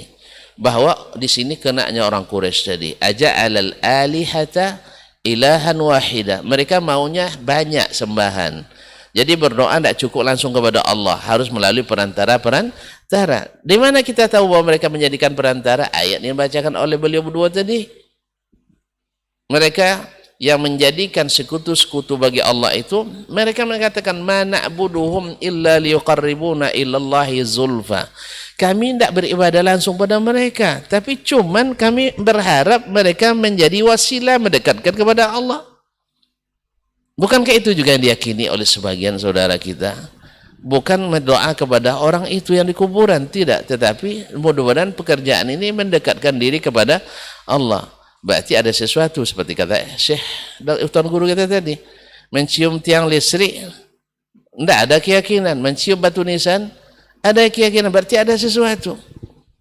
Padahal tiang listrik dengan batu nisan kan sama-sama semen diaduk dengan pasir lalu dia menjadi tiang, ini menjadi batu nisan. Kenapa ketika dia batu nisan dia jadi keramat, jadi tiang listrik, padahal tiang listrik lebih banyak jasa daripada batu nisan.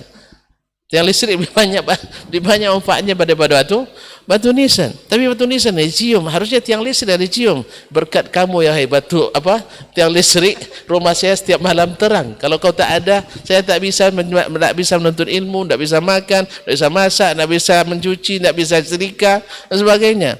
Coba bayangkan kalau mau berkecerdas, tiang listrik itu lebih patut diciumi daripada batu nisan tadi. Ya, batu nisan apa manfaatnya? Tapi itulah karena ada sesuatu yang keliru dalam kenyataan dan keyakinan, akhirnya tanah-tanah kuburan diusap-usapkan dan sebagainya. Berarti ada yang menyimpang dalam hal ini.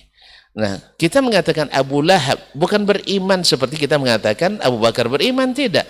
Dia beriman tapi melakukan syirik. Mungkin sebagian umat Islam hari ini percaya pada Allah, tidak ada Allah kedua, tidak ada Tuhan yang kedua, tapi dalam uluhiyahnya dia menyekutukan Allah SWT. Makanya ketika ada orang mengantarkan di berbagai daerah, mengantarkan kepala kebau ke muara sungai, coba lihat ritualnya apa yang mereka baca? La ilaha illallah. Apa arti la ilaha illallah? Tidak Tuhan selain Allah. Tapi ini kok disembelih? Disembelih karena selain Allah. Padahal inna salati wa nusuki wa mahyaya wa mamati lillahi rabbil alamin la syarika lahu wa bidzalika umirtu ana minal muslimin. Tidak boleh sembelihan kecuali bagi Allah Rabbul Alamin. Berarti kena dia di rububiyahnya dia beriman, tetapi di uluhiyahnya dia syirik.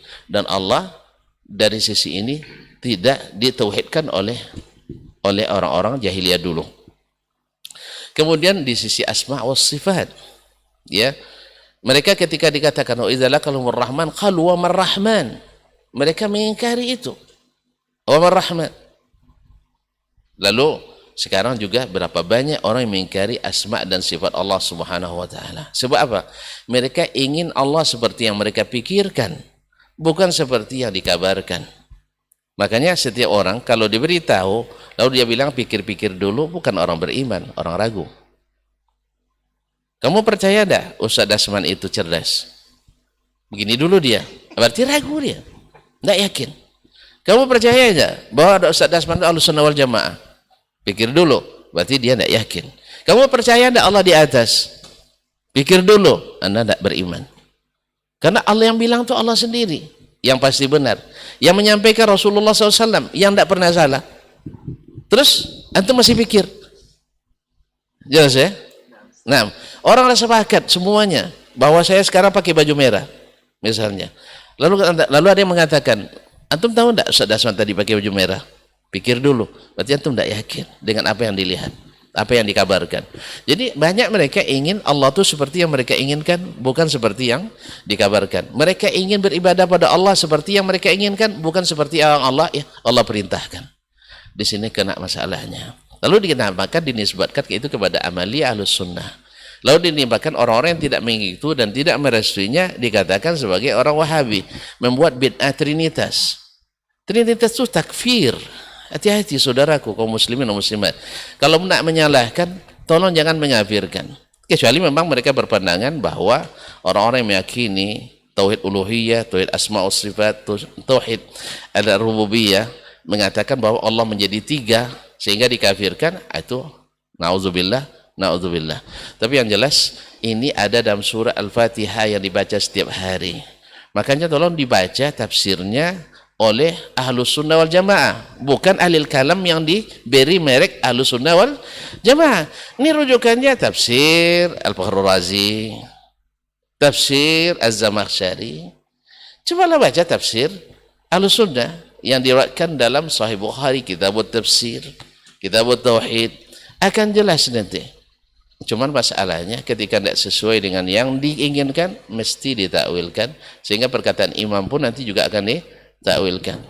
Seperti perkataan Imam Malik, wasu'alu anhu bid'ah. Bertakwil juga bahwa yang sunnah itu adalah tafwid, bukan memahami makna yang asli. Padahal Imam Malik, ya, dia itu mengatakan al-istiwa ma'qul atau ma'lum, wal kaifu majhul, was-su'alu anhu bid'ah. Coba bisa ditakwilkan itu, bahwa menanyakan maknanya sama dengan menanya kaifiahnya. Oleh sebab itu tidak boleh diketahui maknanya. Terus kalau begitu kenapa Anda takwilkan maknanya? Berarti maknanya tidak boleh diketahui. Jadi Imam Malik jadi ahli tafwid jadinya. Nah, Anda ikut Imam Malik enggak? Oh enggak, kami ikut imam yang lain pula, jadi ahli takwil. Akhirnya tidak satu pun perkataan dimaknai dengan, ini perkataan saya nanti akan ditafsirkan lagi nih. Karena saya akan ditafsirkan lagi. Karena memang orang suka menakwilkan, memahami perkataannya seperti yang dia pikirkan, bukan seperti yang disampaikan. Wallahu musta'an. Jadi ketika kita katakan Abu Lahab dan sejenisnya beriman, Al-Quran yang mengatakan, tapi imannya pada satu sisi saja. Oleh sebab itu orang-orang yang merembes kesyirikan, menempuh jalan-jalan yang dilarang oleh Nabi karena menuju kesyirikan, khawatir dengan tauhid ini, sehingga ada yang mengatakan, tahu tak kalian kenapa dibagi tauhid jadi tiga? Supaya mengkafirkan Ahlus Sunnah wal Jamaah, katanya. Tujuannya begitu. Siapa yang mengatakan? Justru supaya mengingatkan Ahlus Sunnah wal Jamaah, jangan melakukan sesuatu kecuali ada perintah, ada contoh, ada teladan. Ya, kalau tidak paham, tanya pada mereka yang paham, yaitu as-salafus salih, as-sahabatul kiram, yang lebih paham daripada kita yang datang belakangan. Barangkali entah sudah terlalu lengkap ini, silakan. Kalau terlalu panjang tolong diperingkas, kalau masih kurang tolong ditambahkan. Taib, jazakallah khair Ustaz. Nah, taib Ustaz. Insyaallah luar biasa penjelasan terang benderang ya.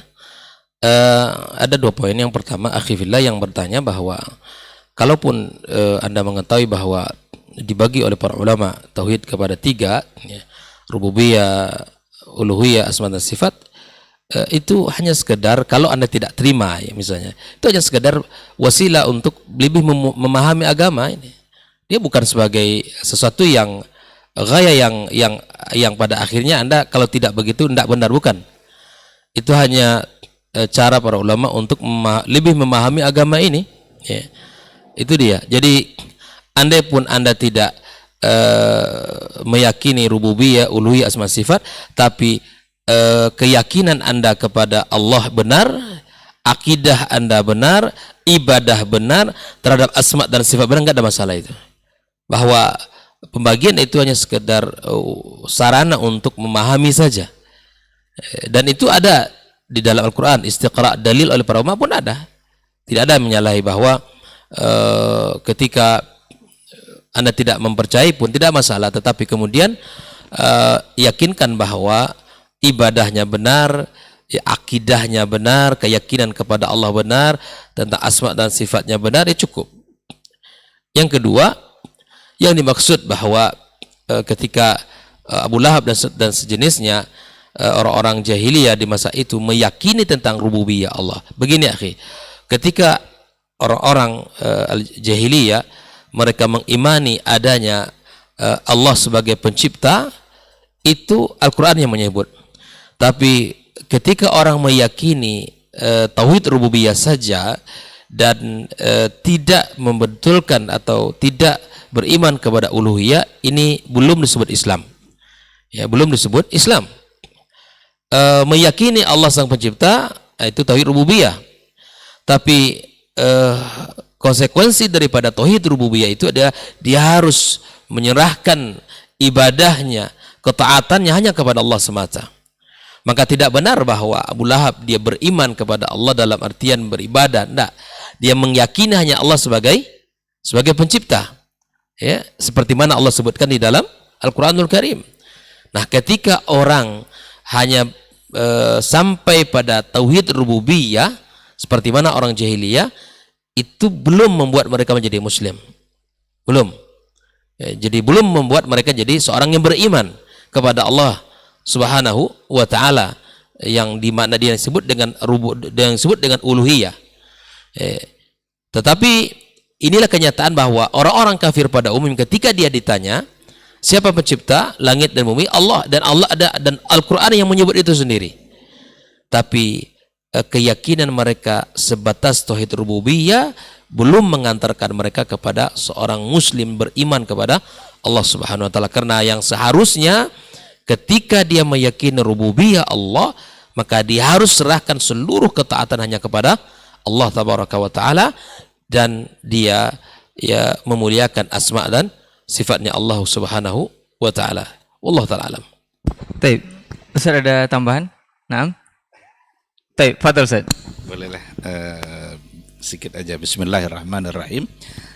Sebenarnya sudah sangat rinci tadi dijawab oleh dua guru kita. Cuma saya sedikit agak tergelitik dan persoalan pembagian tauhid itu dengan dianggap sebagai trinitas. Bahkan ada pula yang hulu dalam pertanyaannya dalam persoalan ini. Dia bilang begini, saya akan siap untuk merubah akidah saya kalau seandainya mereka bisa mendatangkan satu dalil saja yang membagi tauhid jadi tiga. Satu hadis yang langsung Nabi membagi tiga. Ya mana bisa kita temukan bahwa Nabi bilang tauhid bagi tiga. Karena pembagian ini adalah al-aqsam al-ilmiyah. Inilah pembagian-pembagian ilmu yang secara ilmiah dibahas, yang sandarannya adalah istiqra. Berapa banyak nanti hal-hal yang dalam perkembangan ilmu pengetahuan dalam Islam itu pembagian-pembagian yang tak pernah datang dari Nabi kan. Fardu itu terbagi dua, ada fardu kifayah, ada fardu ain. Mana hadisnya? Bahwa fardu terbagi kepada dua. Ini istiqra. Kalam itu, kalimat itu dalam ilmu nahwu itu terbagi tiga. Ada fi'il, ada isim, ada huruf. Ini trinitas juga nih. Berarti ini trinitas dalam ilmu nahwu ini. Jadi cobalah cerdas sedikit kenapa gitu. Pakai akal sedikit, jangan asal ngomong aja. Maka pembagian tiga tauhid itu, kalaupun Nabi tidak langsung membaginya, tapi berdasarkan istiqra'nya para ulama, memang semua tauhid akan kembali kepada salah satu yang tiga ini. Coba saja sebutkan tauhid mana saja, akan kita buktikan dia akan kembali kepada salah satu yang tiga ini. Nah, justru pembagian-pembagian yang mereka buatlah yang mungkin ada yang tidak masuk. Ketika dibatasi jumlah sifat hanya segini, kita bisa mengatakan, coba sifat ini kira-kira masuknya kemana? Tapi untuk tri tauhid, coba ambil tauhid mana saja. Kita masukkan nanti ke salah satu dari yang tiga ini. Karena berdasarkan istiqra, para ulama itu bukan baru, itu dari dulu. Bahkan katanya dalam bahasa rububiyah, uluhiyah itu sudah ada pada masa ulama dahulu. Ibnu Hibban, Imam Al-Qurtubi, At-Tabari itu katanya sudah menyebutkan istilah-istilah rububiyah dan uluhiyah dalam persoalan tauhid. Nah, jadi orang-orang yang menganggap tiga tauhid ini sebagai trinitas itu samalah dengan orang-orang yang menganggap tiga pembagian kalimat tadi itu trinitas dalam ilmu nahwu. Saya kira itu. Terima kasih. Baik, fadal Zat. Dr. Helmi mengingatkan saya pada pembagian juga. Tak ada satupun golongan dalam Islam itu juga membagi tauhid itu. Misalnya al-Asy'ariyah wal Maturidiyah membagi tauhid juga tiga, trinitas juga jadinya. Ada tauhidul zat, tauhidul as-sifat, tauhidul af'al. Berarti juga trinitas. Coba cari hadis satupun Yang mengatakan Nabi membagi tauhid menjadi 3. Tauhidul zat, tauhidul sifat, tauhidul afal. Ada lagi pembagian-pembagian yang lain, banyak. Dalam masalah akidah ini membagi 3, ada bagi 4. Ada yang menambah lagi. Di mana ada hadis? Tidak akan ketemu hadis, tidak akan ketemu ayatnya. Tapi apa? Istiqra' tadi. Cuma ada istiqra' tam, ada istiqra' naqis. Istiqra' tam, tauhid yang 3 ini, tauhidul asma' wa sifat, ar-rububiyyah wal uluhiyyah. Tauhid naqis, tauhidul zat wa sifat wal afal. Nanti akan ketika dibatasi, seperti kata beliau tadi, nanti banyak yang tersortir. Sedangkan melalui yang 3 ini semuanya diakomodir. Itu aja bedanya. Adapun tujuan tadi seperti tidak sedikit penulis yang mengatakan tujuannya untuk mengafirkan golongan lain. Ini Anda salah paham. Itu masalahnya. Sebab apa? Anda memahami perkataan orang seperti yang Anda pikirkan. Bukan seperti yang orang inginkan. Tanya dulu. Ketika saya mengatakan itu uluhiyah, Ustaz nak mengafirkan Asy'ariyah ya? Bukan. Saya justru nak memberitahu ke antum bahwa nama Allah itu, sifat Allah itu bukan hanya 20. Lebih. Ya. Kan laisa kamitslihi syai'un. Mari saya ajarkan laisa kamitslihi syai'un itu biar tepat maknanya. Misalnya ain. Ya, mata. Tinggal kita pasangkan laisa kamitsli ainihi ainun. Tidak ada mata yang semisal mata Allah. Daripada antum menolak sebab banyak sekali dalil tentang itu. Al-Quran dan hadis Nabi SAW. Daripada antum mentakwil dengan makna yang tak ada Quran hadis, lebih baik mengikuti makna Al-Quran dan hadis. Tidak bertentangan laisa kamitslihi syai'un. Tapi banyak ulama kata bertentangan. Berarti ulama tadi mungkin barangkali wallahu alam kurang menelaah Al-Quran dan Sunnah. Hanya fokus pada ayat-ayat itu. Buktinya ayat itu aja diulang-ulang terus dalam kitab-kitabnya. Buktinya itu. Ayat-ayat yang lain semuanya ditakwil. Sehingga tidak dianggap sebagai ayat tauhid. Padahal Al-Quran semuanya isinya tauhid. Al-Hadis isinya semuanya tauhid. Sehingga Anda menjadi alergi juga dengan ngaji tauhid. Sehingga dibuatlah. Kalau ngaji tauhid berarti ciri khas orang-orang keras. Ya subhanallah. Berarti antum secara tidak langsung menuduh Nabi orang keras. Padahal beliau fabima rahmati minallahi linta lahum wa ma arsalnaka illa rahmatan lil alamin. Makanya jangan jadikan dulu, kan itulah terbayang dulu zombie yang terbayangkan itu masalahnya. Alhamdulillah. Buktinya banyak orang yang dulu juga seperti antum yang mengatakan tauhid ini dibahas supaya mengafirkan golongan lain, lalu dia curi-curi dengar. Lama-lama kecantol namanya, lalu ikut kajian. Ternyata dia aman sampai hari ini, tidak ada yang merasa takut belajar tauhid.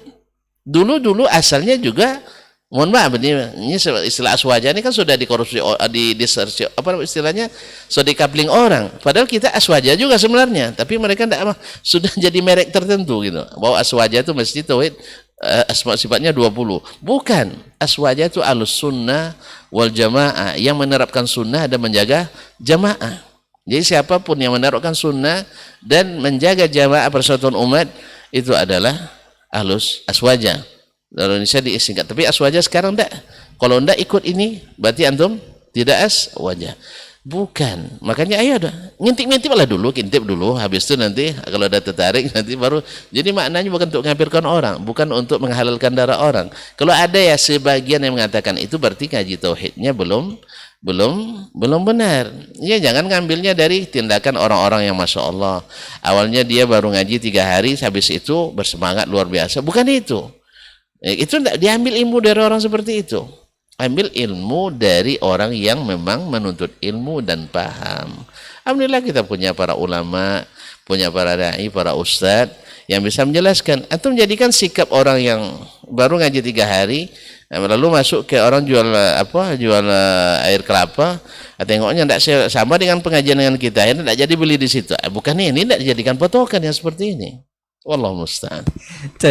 Masya Allah, tabarakallah. Jazakallah khairan Ustaz untuk penjelasannya. Memang satu pertanyaan di 2 poin ini menjadi jawabannya cukup gamblang, dan mudah-mudahan apa yang sudah dijabarkan oleh masing-masing guru kita tadi ini bisa bermanfaat dan menjadi ilmu untuk kita semuanya. Jadi bukan hulu yang sebenarnya dalam artian yang sebenarnya, tapi sesudah apa yang sudah dijabarkan oleh para guru-guru kita tadi.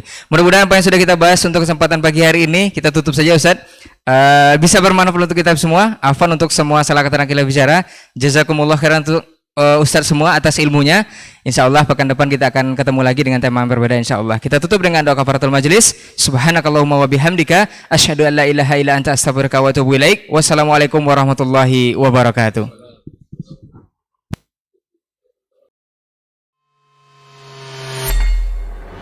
Di para sahabat itu kaum muslimin, yang terbayang bagi mereka itu adalah infak, yang terbayang bagi mereka adalah sebuah kebahagiaan, keselamatan di akhirat yang kekal dan abadi di sisi Allah tabaraka wa taala.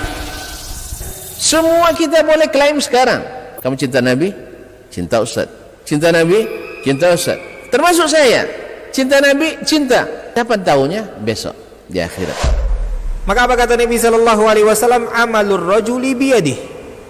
Penghasilan yang terbaik adalah pekerjaan yang dilakukan oleh seseorang dengan tangannya sendiri. Wa kullu bai'in mabrur. Dan setiap jual beli yang mabrur. Ini aktivitas ini membantu saya di akhirat atau akan menyulitkan saya di akhirat? Kalau seandainya perbuatan itu ternyata akan menyulitkan kita di akhirat kelak, tinggalkan perbuatan itu.